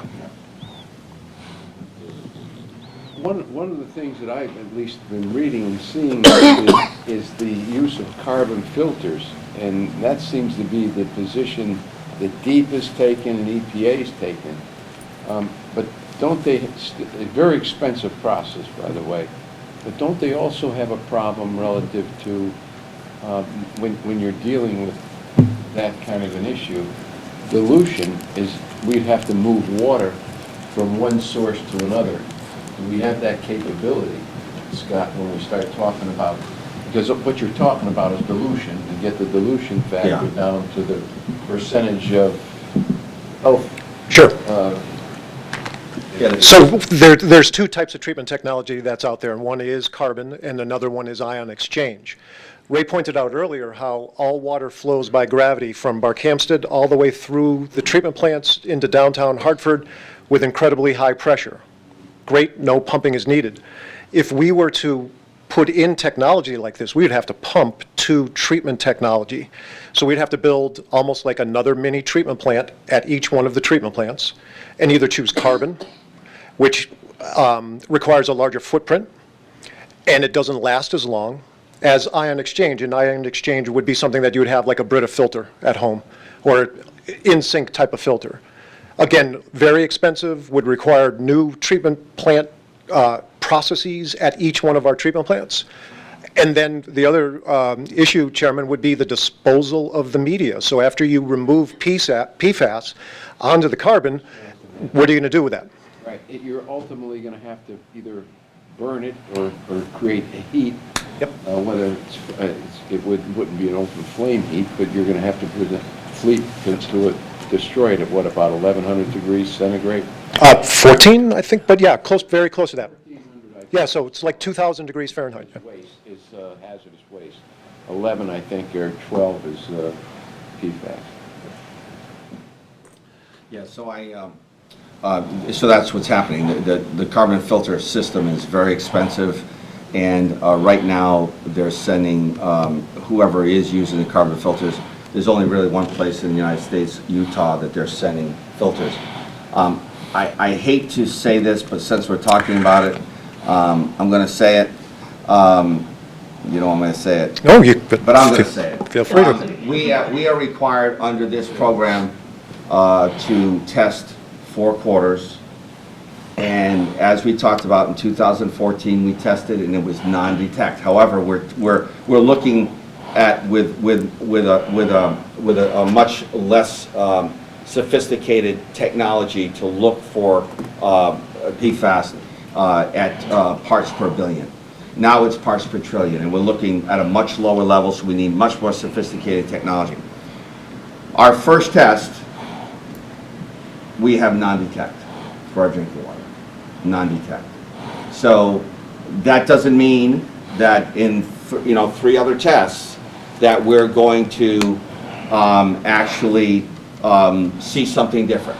But knock on wood, our first test has shown, based on the new standards, we have seen non-detect limits of PFAS. We also have seen our testing of our influent in our wastewater treatment and our effluent, so our discharge, below the new standards in our wastewater. So that's something we're going to be talking about at BPW at the next meeting, but it is preliminary. It's our first test. We still have 3 more to go on the water side, but as we are today, we have non-detect based on the new standards for our drinking water. And just to add to that, that's 29 separate PFAS compounds, and if you're interested in the list, you can go on the EPA's UCMR5 website, and it tells you exactly what we're testing for until we produce that information. I can add to what Scott said. So our effluent is below the Connecticut DPH drinking water standards. So technically, you can drink the wastewater effluent. I don't recommend that you do that, but that's how low the concentrations are in the effluent at the treatment plants.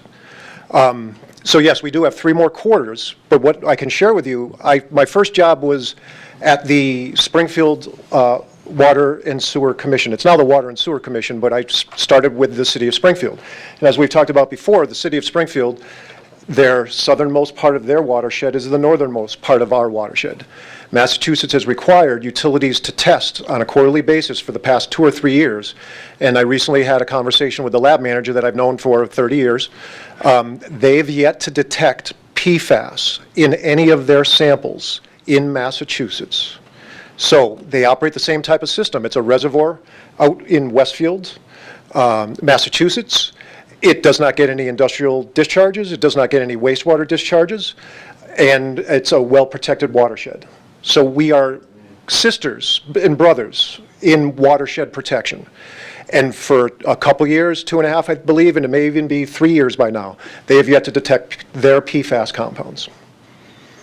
So it will be, depending on how this testing goes across the state, and depending on what regulations come out of this, if it holds true that the MDC is 0, non-detect, you will start to see regulations that force other utilities that have an ability to be, like we just talked about the Collinsville plant. The Collinsville plant was built, it doesn't serve MDC, it serves Collinsville.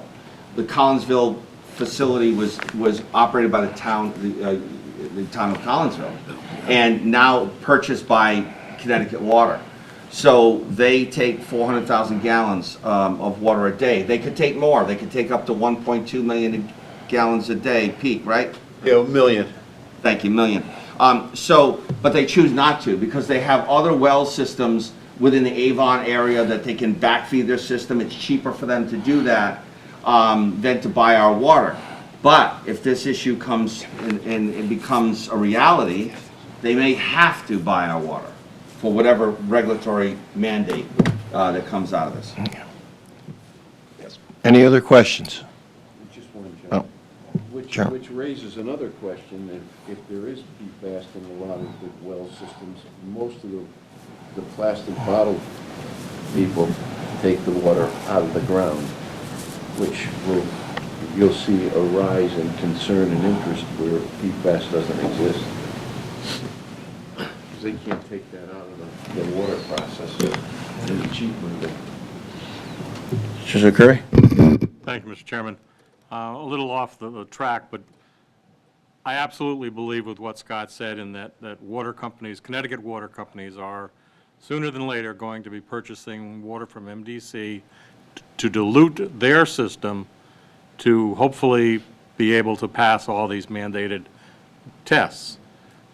Because of that, we need to encourage our chairman or our COO to present to the appropriate board to change our bylaws to allow MDC to sell, pick a number, 80% of the cost of whatever water company that water company sells their water for, not what our cost is. You know, we're not a nonprofit, we're not a charity. We need to cover our expenses, and I think that needs to be done sooner than later. So, thank you. If I may, sure. This is a very important discussion that we're going to have in the water master planning.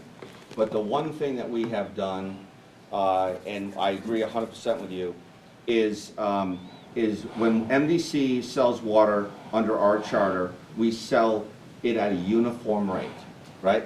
So when we sell water to the town of Portland, we're selling it for the same price we're selling it to everyone.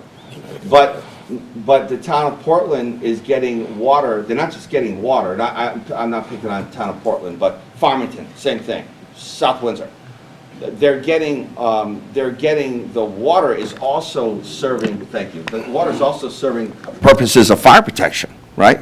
It's also that water is serving two purposes. It's not just drinking water. It's filling the mains along the streets, and it's actually fire protection.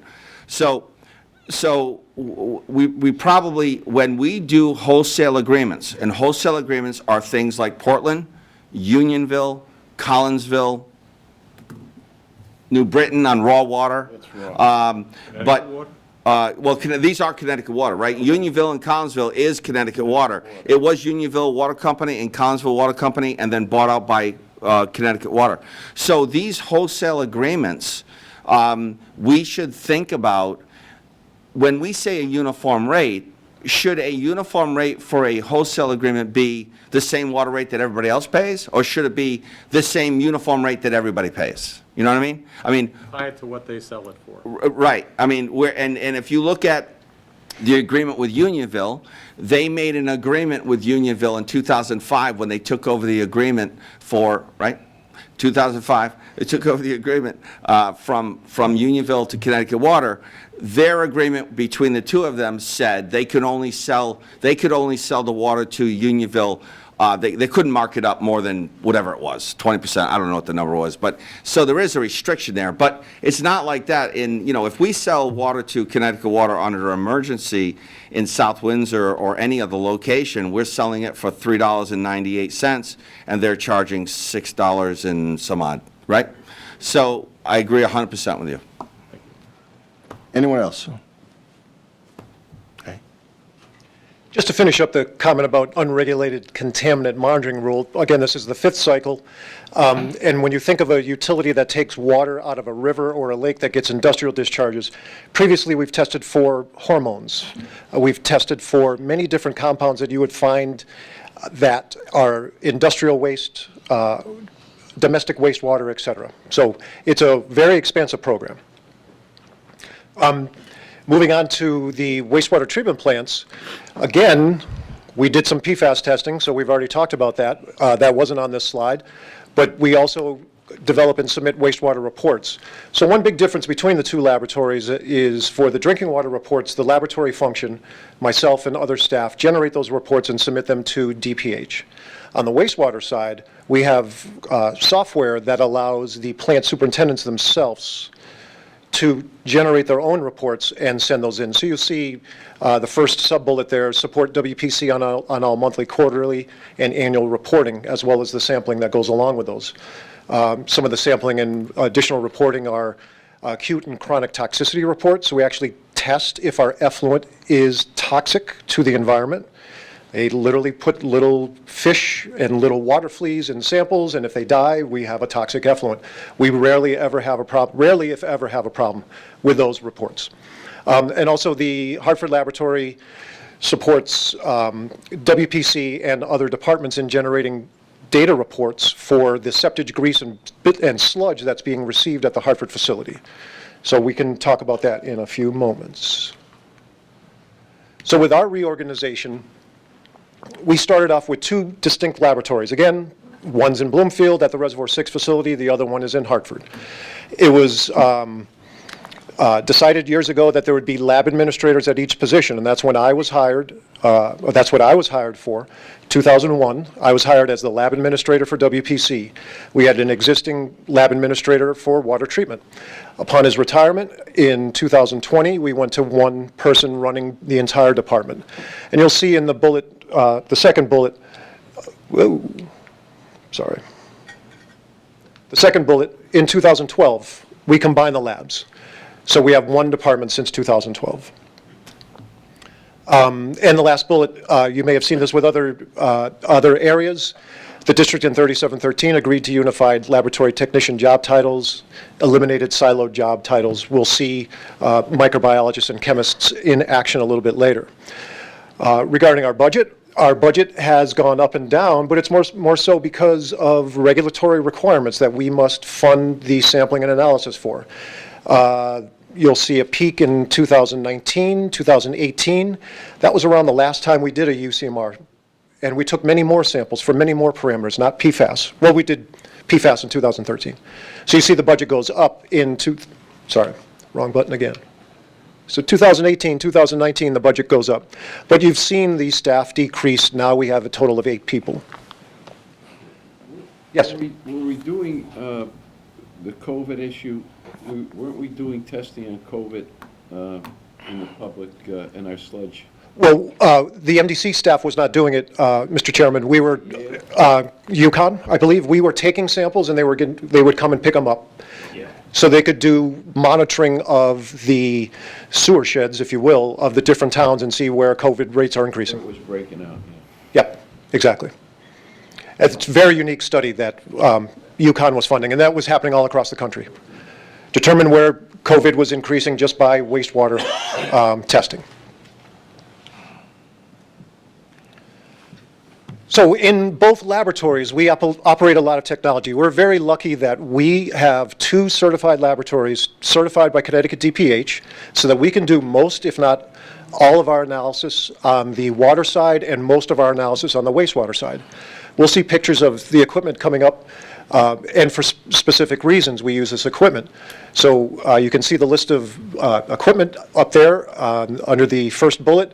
Gas chromatograph and mass spectrometry, GC or GCMS, for a couple of the different parameters that we run.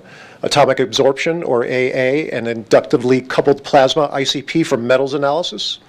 Ion chromatograph, or IC, for nutrient analysis. And this is where we might test in the watershed the nutrients that might be increasing. Hopefully they're not. Total organic carbon, or TOC, and again, nutrients, nitrogen analysis on a latchet equipment.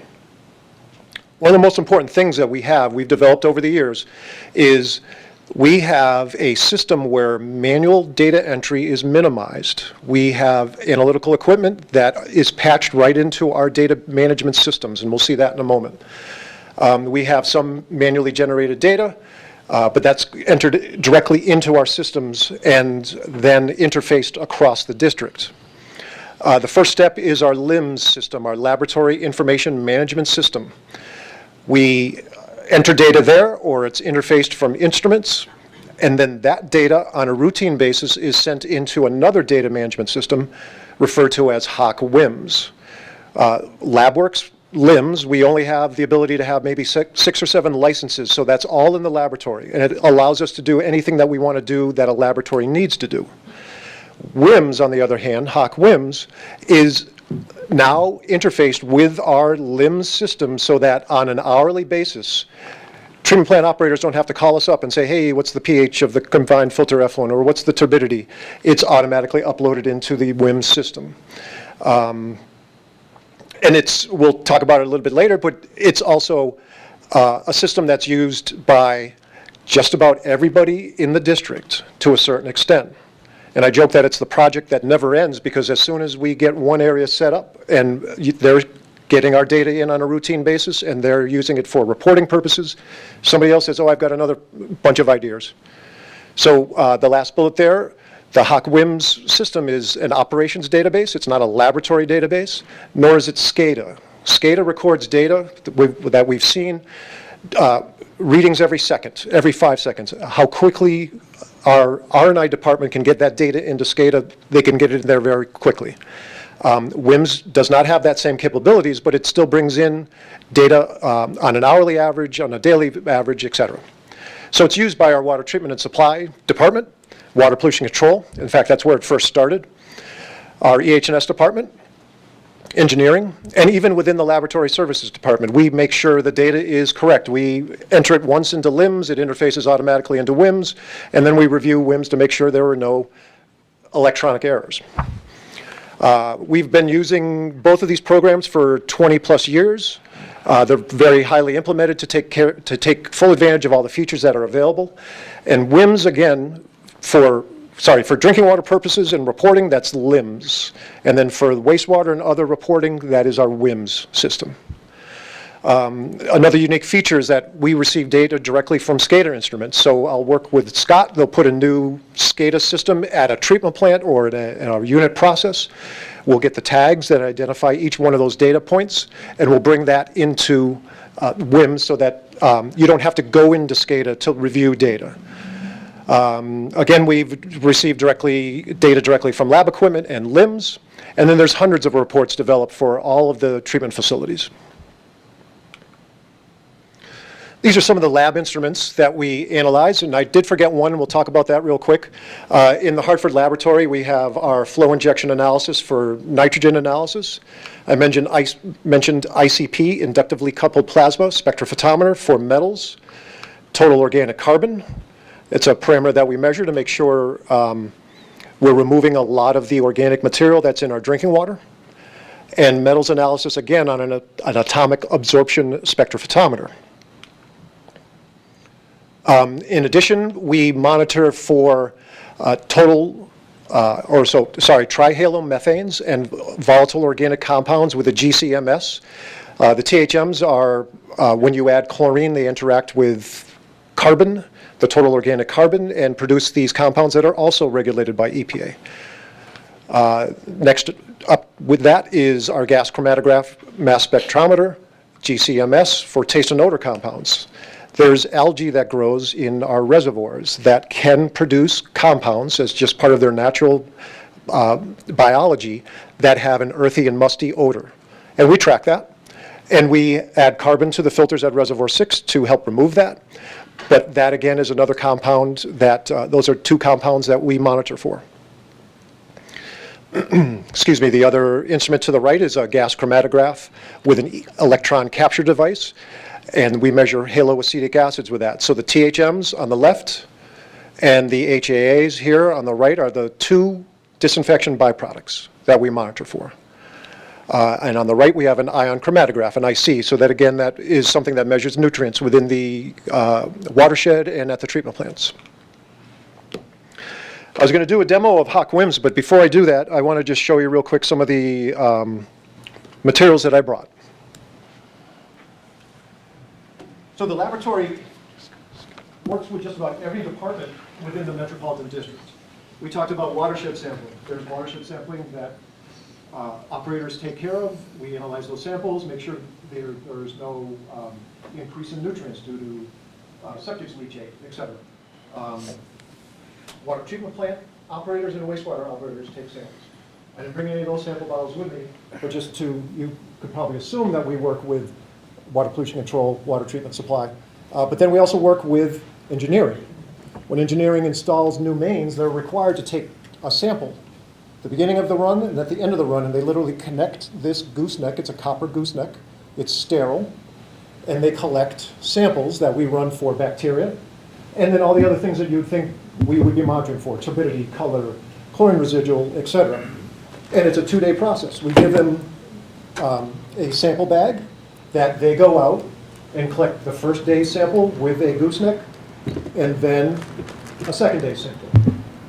So this is engineering when they install new mains and construct the new mains for replacement of new mains or replacement of old mains with new, and any new developments that are added into our distribution system. I'd also mention that we work with operations. Operations responds when a water main breaks or a water main leaks. But when you put that back into service, you need to test to make sure there's no contamination that got into that water main. So we're like a clearinghouse we provide sample bottles, and then analysis. Last is for our lead and copper monitoring. We would literally give a kit to a homeowner. Take a standing sample when the water's not been used for 8 hours, where you get the most lead leaching out because your water's been sitting overnight in your house. We take the first sample, the standing sample, and then a flush sample. We let the water run for 30 seconds and then analyze it again. When we've done this sampling, almost always, we do not detect lead in any of our flushed samples. So that means we might detect lead in some of the standing samples, and EPA will hold us to that. We might have to help out that homeowner, give them advice. But our first bit of advice is always let the water run. Right? You let the water run, the water that's been sitting in your house overnight flushes out, and you're pulling water off the main, and that is almost always not detected for lead, or very, very low concentrations.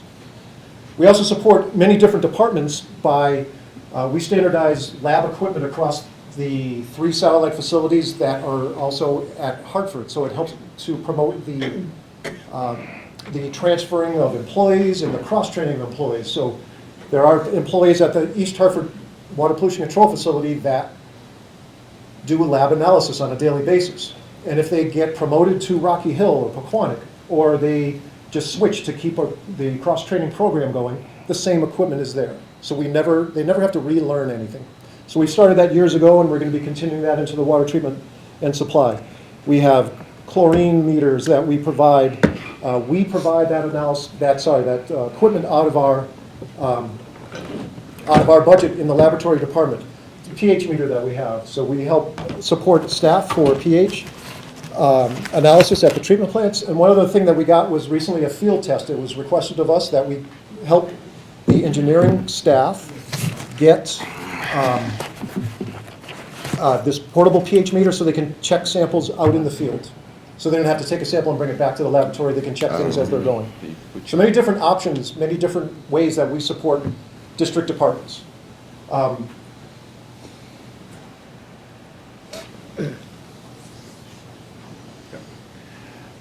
The other thing, you'll see the slide that says Hawk Demo. Again, it's a system that we have. If we had time, we'd be able to show it, but I could also talk for 6 or 7 hours on both of these systems. This is where we get the data to our customers. So we take samples, we analyze samples. Nobody has to call us. We don't have to send out emails at the end of the day. It's all interfaced automatically. There's 120 users, so 120 of the 400 plus MDC employees have an account in the system. And then it's available to everybody that needs it, plant superintendents, et cetera. And I just want to share with you some of our lab staff in action.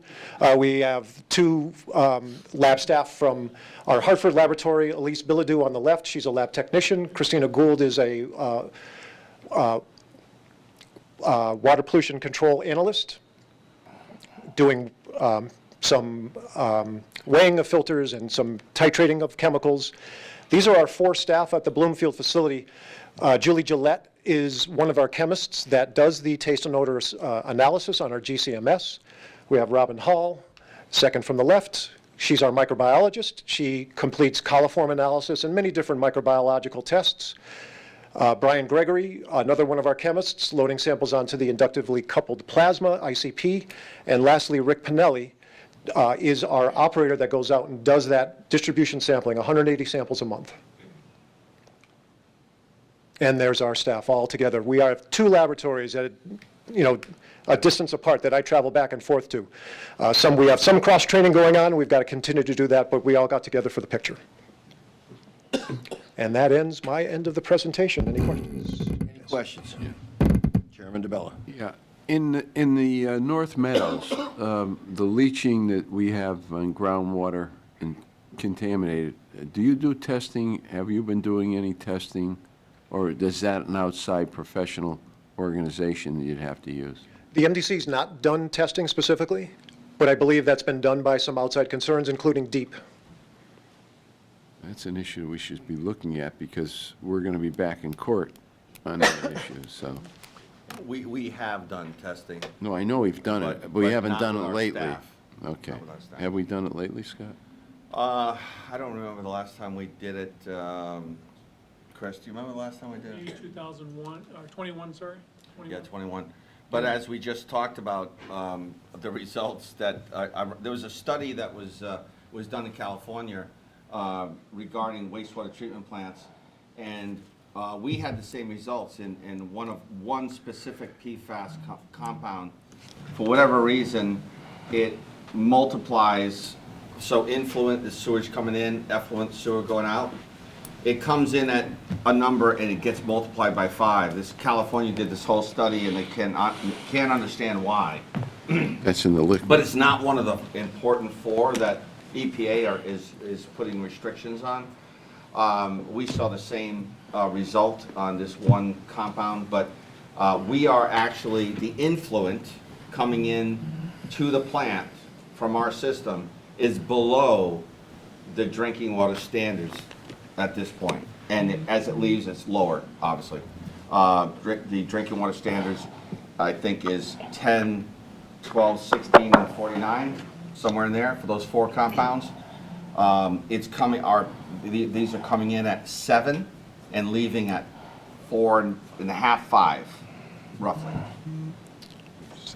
Any other questions? Thank you.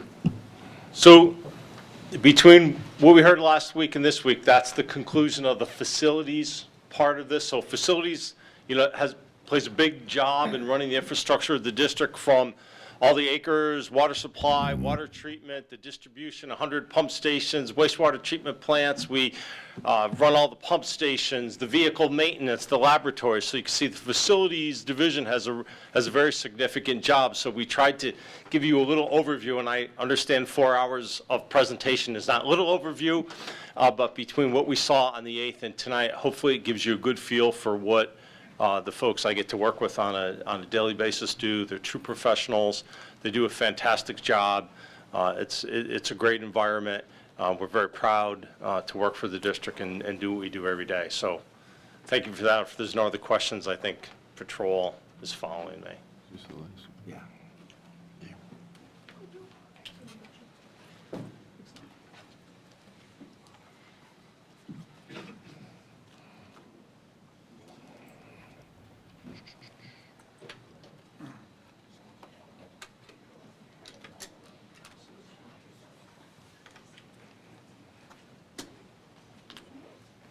Thank you, guys.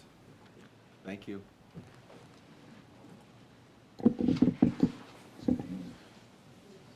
All right. Good evening. Chris Levesque, the MDC. I'm going to do the introduction for District Patrol, and then I'll hand it over to Chief Hank Martin. Just real quick, you've probably seen this slide last time Scott did his presentation, but I do want to reiterate, like all the departments you've seen, there's been mass change that's gone on over the last 20 years since the last time this study has occurred. But just to give some indication of where the patrol department was and where it is now, I think back at probably about 2003, we were about 10 staff and gotten to about a peak of about 12 or 13. But what was being done with patrol is there was through this management study, there was a large emphasis on recreation. It was one of our main business lines. And I think through our better understanding of the business, we blended that core component of what we do for recreation into our business, but didn't make it a focal point where it was a big cost sink for our organization to support. So there was a number of things ongoing at this time, but just highlight a couple of issues that we had. There was 2 pretty significant bicycle accidents on our property that had occurred that became major lawsuits. Part of what was occurring in patrol, this is before Chief Martin's time, with management or recreation, we were spending about $650,000. Now this is 2003 money. $650,000 a year on running our recreation facilities, and Hank's going to get into some of the improvements that we've done there, but that included our patrol staff time as well as our operations staff to manage that. But through the importance of going through understanding our operations, Chief Martin's made huge improvements, relying on Connecticut State Police to help support all of our initiatives. A lot of what patrol was doing at the time was doing what the local police departments and the state police departments should have been doing in our watershed towns. So, without further ado, I'm going to turn it over to Chief Hank Martin, and he's going to explain to us how he's actually accomplished all these goals. So, Chief Hank Martin, thanks. Thank you.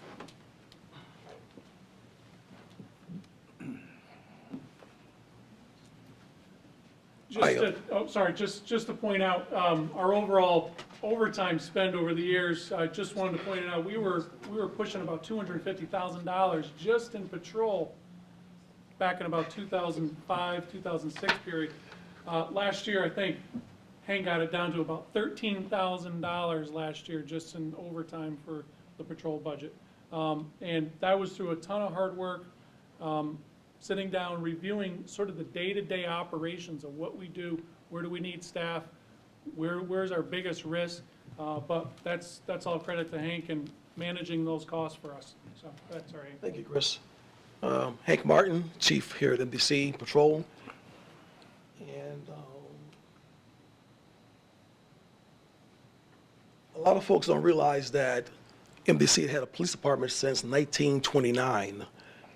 When I first was hired here in 2006, when I walked into MDC building, a lot of folks didn't know we had police officers. They asked me, was I a state police officer or one of the local departments? In fact, in 1939, during World War II, police officers for MDC were stationed on dams to protect against German attacks. So we've been here quite a while. This is our organizational chart. Myself, rangers, officers, PSOs, and security. We have a mission statement to protect the MDC. We serve with honor and duty. Let me be kind of quick because I don't want to go, 2 hours here. Okay, so early on when I arrived here at MDC, we first wanted to establish the fact that we had police powers. So what we did was we knew our powers came under Connecticut Statute 29-19A. We are post-certified, and to be recognized as a police department, we had to choose one of our major towns to go underneath for our powers. So we had 8 major towns that we served. So we used West Hartford, and we received the town code of Victor 760 for our enforcement ability. I passed around a manual here, the books. This is the law enforcement field manual.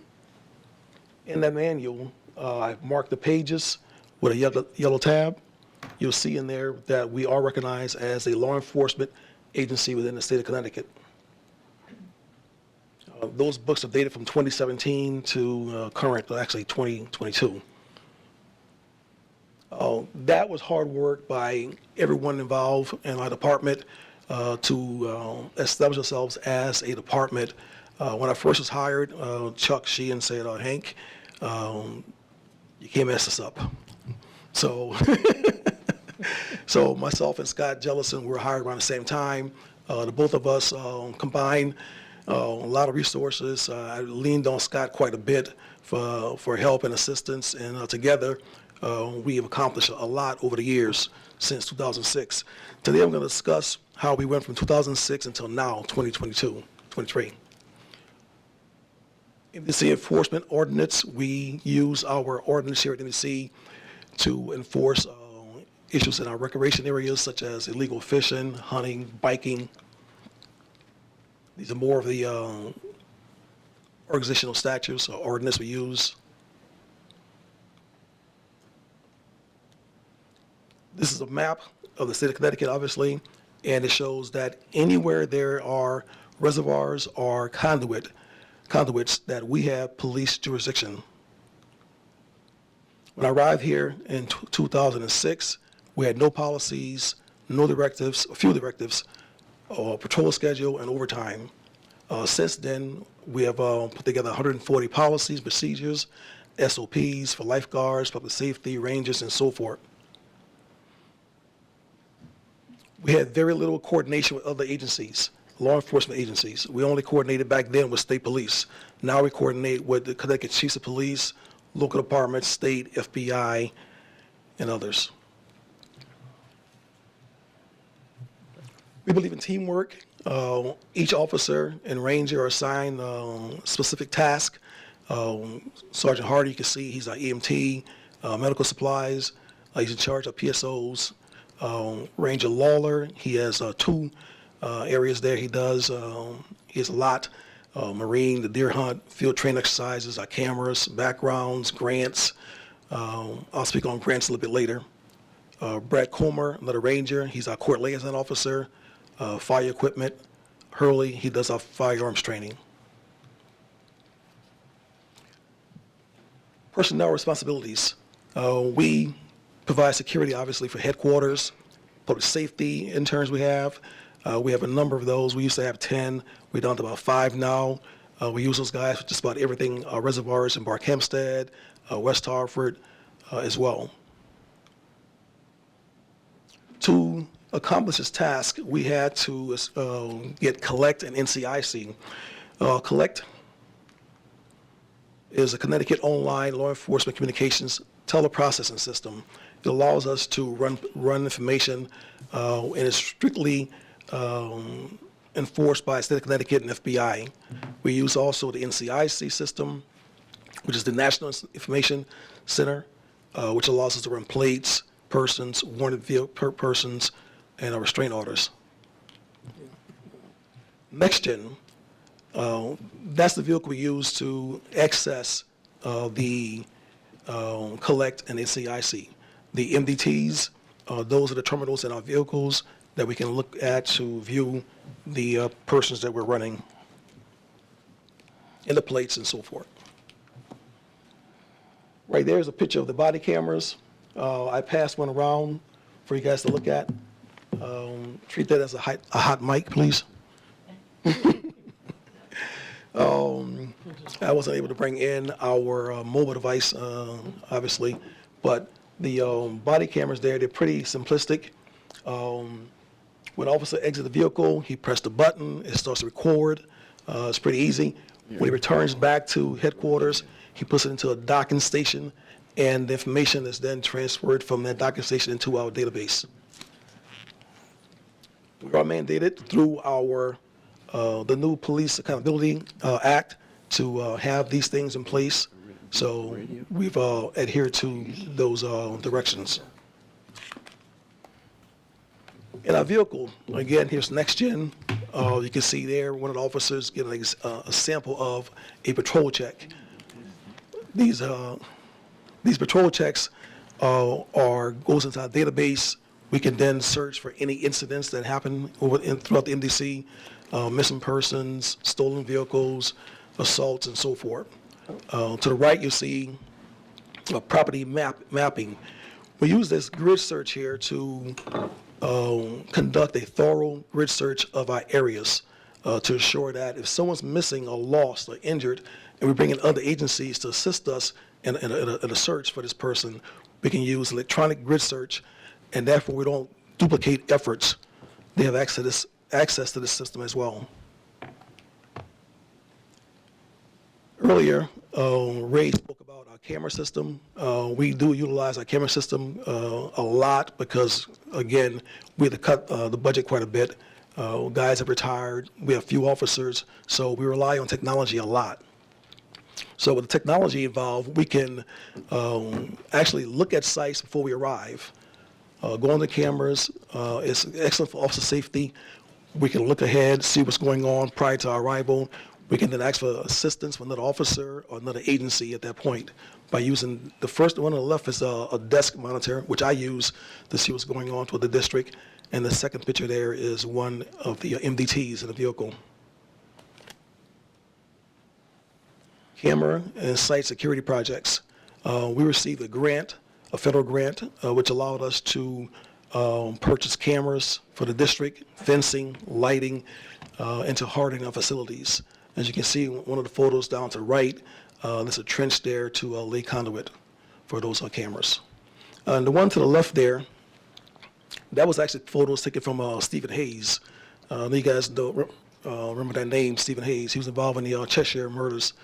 He actually committed a crime here at MDC prior to committing that crime in Cheshire when he assaulted a family.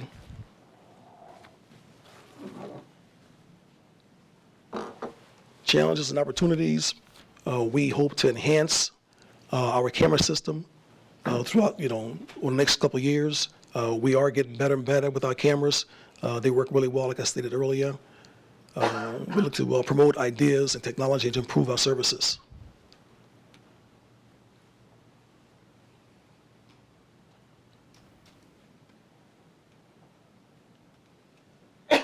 In order to patrol our areas, we use marked vehicles, police all-terrain vehicles, mountain bikes, foot patrol. We use the different types of methods to patrol because we believe that if we can create a sense of omnipresence, a crime is likely to not occur. We can deter crime.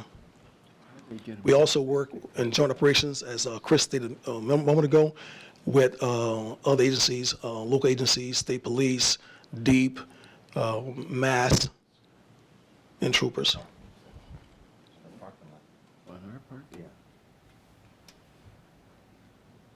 Use our cameras also to support our dams. Rather than driving all the way up there, it's like a 40-minute ride to get to Barkhamsted. We can turn our cameras on, see what's going on before we get there. If there's an incident, we can start to investigate, early on. by calling in state police to assist us there.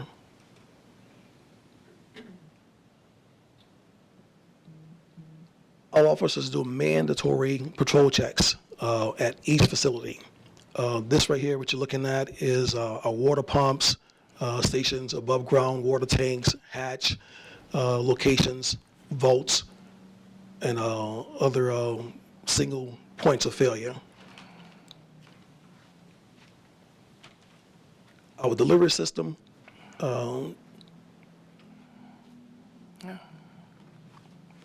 we complete reports on a daily basis when incidents occur and report those to other agencies so that if anything were to, they gather information for us. So when something happens, they'll have information that's relevant to the threat process at water facilities. We have what you call an incident command system, the ICS. There are 7 critical factors that I expect officers to do when there's an incident. So the first one is to establish communication and control, which is huge because when we arrive on the scene, other agencies are going to follow behind us. We want to make sure that we set up a good scene and also give them a lot of area to work with. So we identify the threat zone, we identify the inner, outer perimeter, establish a command post, a staging area for our senior management, as well as other emergency personnel who may be arriving. And we may also request additional information, resources. With the grants that we obtain, we harden our facilities with gates. This right here is the access to one of our facilities here. When I first arrived to MDC in 2006, the upper left corner there is the police substation, and the bottom left is the current police substation. In the middle there and to the right is our boathouse. Chris Levesque did an excellent job as a young engineer, assisted us in upgrading our substation and our boathouse years ago. Business continuity, we work with headquarters, obviously, senior management. We work at IT to procure, to obtain the computers, body cameras, our collect system. Work with HR for hearings and terminations. We work with customer service for complaints and threats. Work with finance, hydro plant, our engineers, of course. After we obtain these grants, we work with an engineer to implement the resources that we purchase. Work with Ray and others in our recreational areas to implement signs to provide safety for folks who recreate in the area.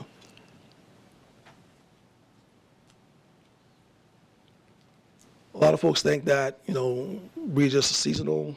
We only work in the summertime. No, we work all 4 seasons. Here you see the winter. Well, we're enforcing hunting laws, poaching, ice fishing, snowmobile, trespassing, and also MDC ordinance.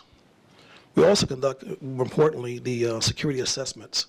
Security assessments are important because it allows us to go to each facility and do a vulnerability assessment to determine if they need more lighting, fencing, cameras, etc. Spring, we actually busy there as well. We have illegal dumping, ATV, off-road. We enforce illegal fishing, camping. Believe it or not, a lot of folks decide to camp out at MDC property. They want to go in and set up camp and actually reside at our reservoirs. So we get reports from civilians as well as our officers, our rangers, and then we go over and kind of move them along. Summer we also are quite busy at summertime, recreation areas, illegal swimming, boating, fishing, mountain bike, marijuana cultivation. Every year we find huge amounts of marijuana in the district out in our forest land. So much that we have to put it inside of a dump truck. We call in state police. They seize the evidence, bring it to a burning facility. So this has happened almost every other year. See everybody smiling on that one. Hank called me one year and said, Scott, we found about an acre and a half of marijuana in the woods. And I said, don't touch it. Call the state cops. The state cop says, we don't want to touch it. I said to Hank, we're not touching it. We're not touching it. Okay, in the fall, we're busy with our deer hunt program, hunting, fishing, of course. Illegal dumping occurs all year round. There's solid substances. There's liquid substances that are being dumped throughout the district. So we're constantly busy. Andy spoke on this a little earlier. Our natural resources, the deer hunt program we have, we actually do the backgrounds for that. The Deep actually runs the program. We assist them by doing backgrounds and sitting in on the deer hunt meetings.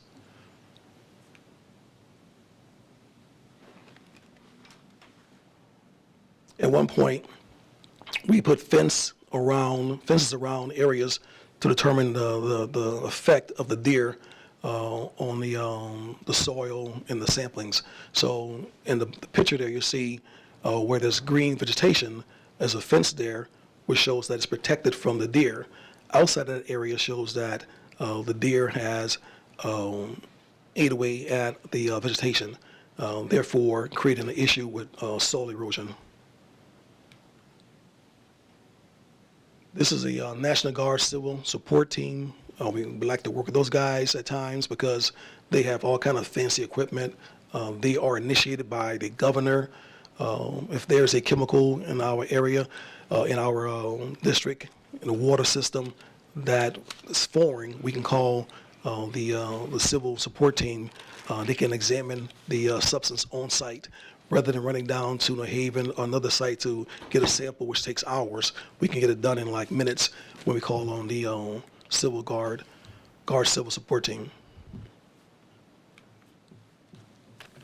Years ago, we implemented the ride-along program. We started with our command center because we thought it was a good thing that they know exactly what we do in the district, and how vast the area is that we have to cover. So there's 31,000 acres, of course. So when calls come in, we're being dispatched, and folks are like expecting us to get there in like 5 minutes. So we did a ride-along program and allowed the employees at our command center to ride with us, so they can see how vast this area is and the response time that's needed. We have since opened it up to all employees, so anyone wanting to ride along with us for a day or half a day, a couple hours, you're welcome to do so. Our PSO program, earlier I spoke about that and being a tentacle for us because I'm very proud of that program. We have PSOs every year. You'll see on the left-hand side there, they're doing handcuffing techniques. On the right-hand side, we have all 10 of the PSOs for that particular year. Underneath that, you'll see photos on the wall. Those are kids that have graduated or moved on from our program. It's over 27 kids there. They're now local officers, state police officers, both here in Connecticut and Massachusetts. They're correction officers, FBI, and even a lawyer. So the program has been pretty successful, and I'm very proud of it. Any questions? Yes, sir. Thank you, Mr. Curry. Chief, excellent report. You mentioned in your use of technology and your cameras and video. Do you also utilize the use of drones? No, not at the moment. We are looking at it. Okay. And also, one of your beginning pages, it showed the graph of your overtime going from $250,000 down to basically zero. And I think it listed your staff at 2006 of 10 employees. Can you tell us what your staffing level is today? We've got to shift a little bit. We used to have 10 officers and no rangers. Now we have 2 officers left, and we have about 3 or 4 rangers. We chose to do that because of the savings and liability issues and so forth. It works well for us. Thank you. If I may, Mr. Chairman. So we changed philosophy, like most. We created a new job description called a ranger, which does not require you to be a post-certified officer and you don't carry a gun. And so we have realized that the majority of our activity is really a watershed protection responsibility, and having Hank and a few officers, licensed post officers, makes the most sense. I'm going to tell a little secret. Hank called me. I was probably here a month and a half. I started here in September of 2006, and Hank started Same time. roughly the same time. And Hank called me and said, Scott, we got a problem. I said, what's the problem? He goes, well, all of our officers are working at the fair. What fair? Riverton. Riverton Fair. Yeah. So the person who used to be in charge of the police department, which wasn't Hank and had retired, was using our staff with our uniforms to work at the fair. And the only reason why we found out about it was because the state police said, hey, this is not your gig, this is our gig. So Jurisdictional issue. the things that we're doing with patrol, just like with all these other departments, is the reason why most people didn't realize we had a police department was because they never came down to Hartford. They were always in the watershed, and they were always doing whatever they did rather than actually focusing on what's really important, like our security within the MDC buildings and all those things that go with it. So Hank's done a great job, just like everyone, doing more with less, but much more sophisticated than we ever were. I forgot how good Scott's memory is. That was like 17 years ago. Yeah, that was pretty bad. You know, it was brought to my attention that the former, person in charge had a whole detail in the town of Riverton at a festival, a summer festival, a fall festival, and they were getting paid to do their private job by that entity rather than MDC, and they were in uniform, MDC uniform, wearing patches and so forth. When I first came in, it was really challenging because they were on different pages. They weren't in the same uniforms. Some weren't wearing uniforms. It was pretty ragtag. They had no equipment in the facility. There was just a couple chairs and a desk. There was no computers. It was rough sledding. And when Scott came on board, and he and I teamed up to bring the department to the standards of a police department, a real police department, we did it pretty quickly and soundly, and I thank you for your support. Any other questions? Thank you, Chief. I don't see any.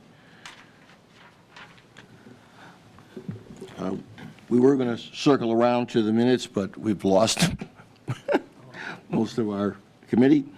So let's go to opportunity for opportunity for general public comment. I know we lost Judy, so. Can you imagine Anybody online? Okay, with that, I adjourn the meeting. Thank you. Thank you, everybody. Great job. Thank you. That's just one story.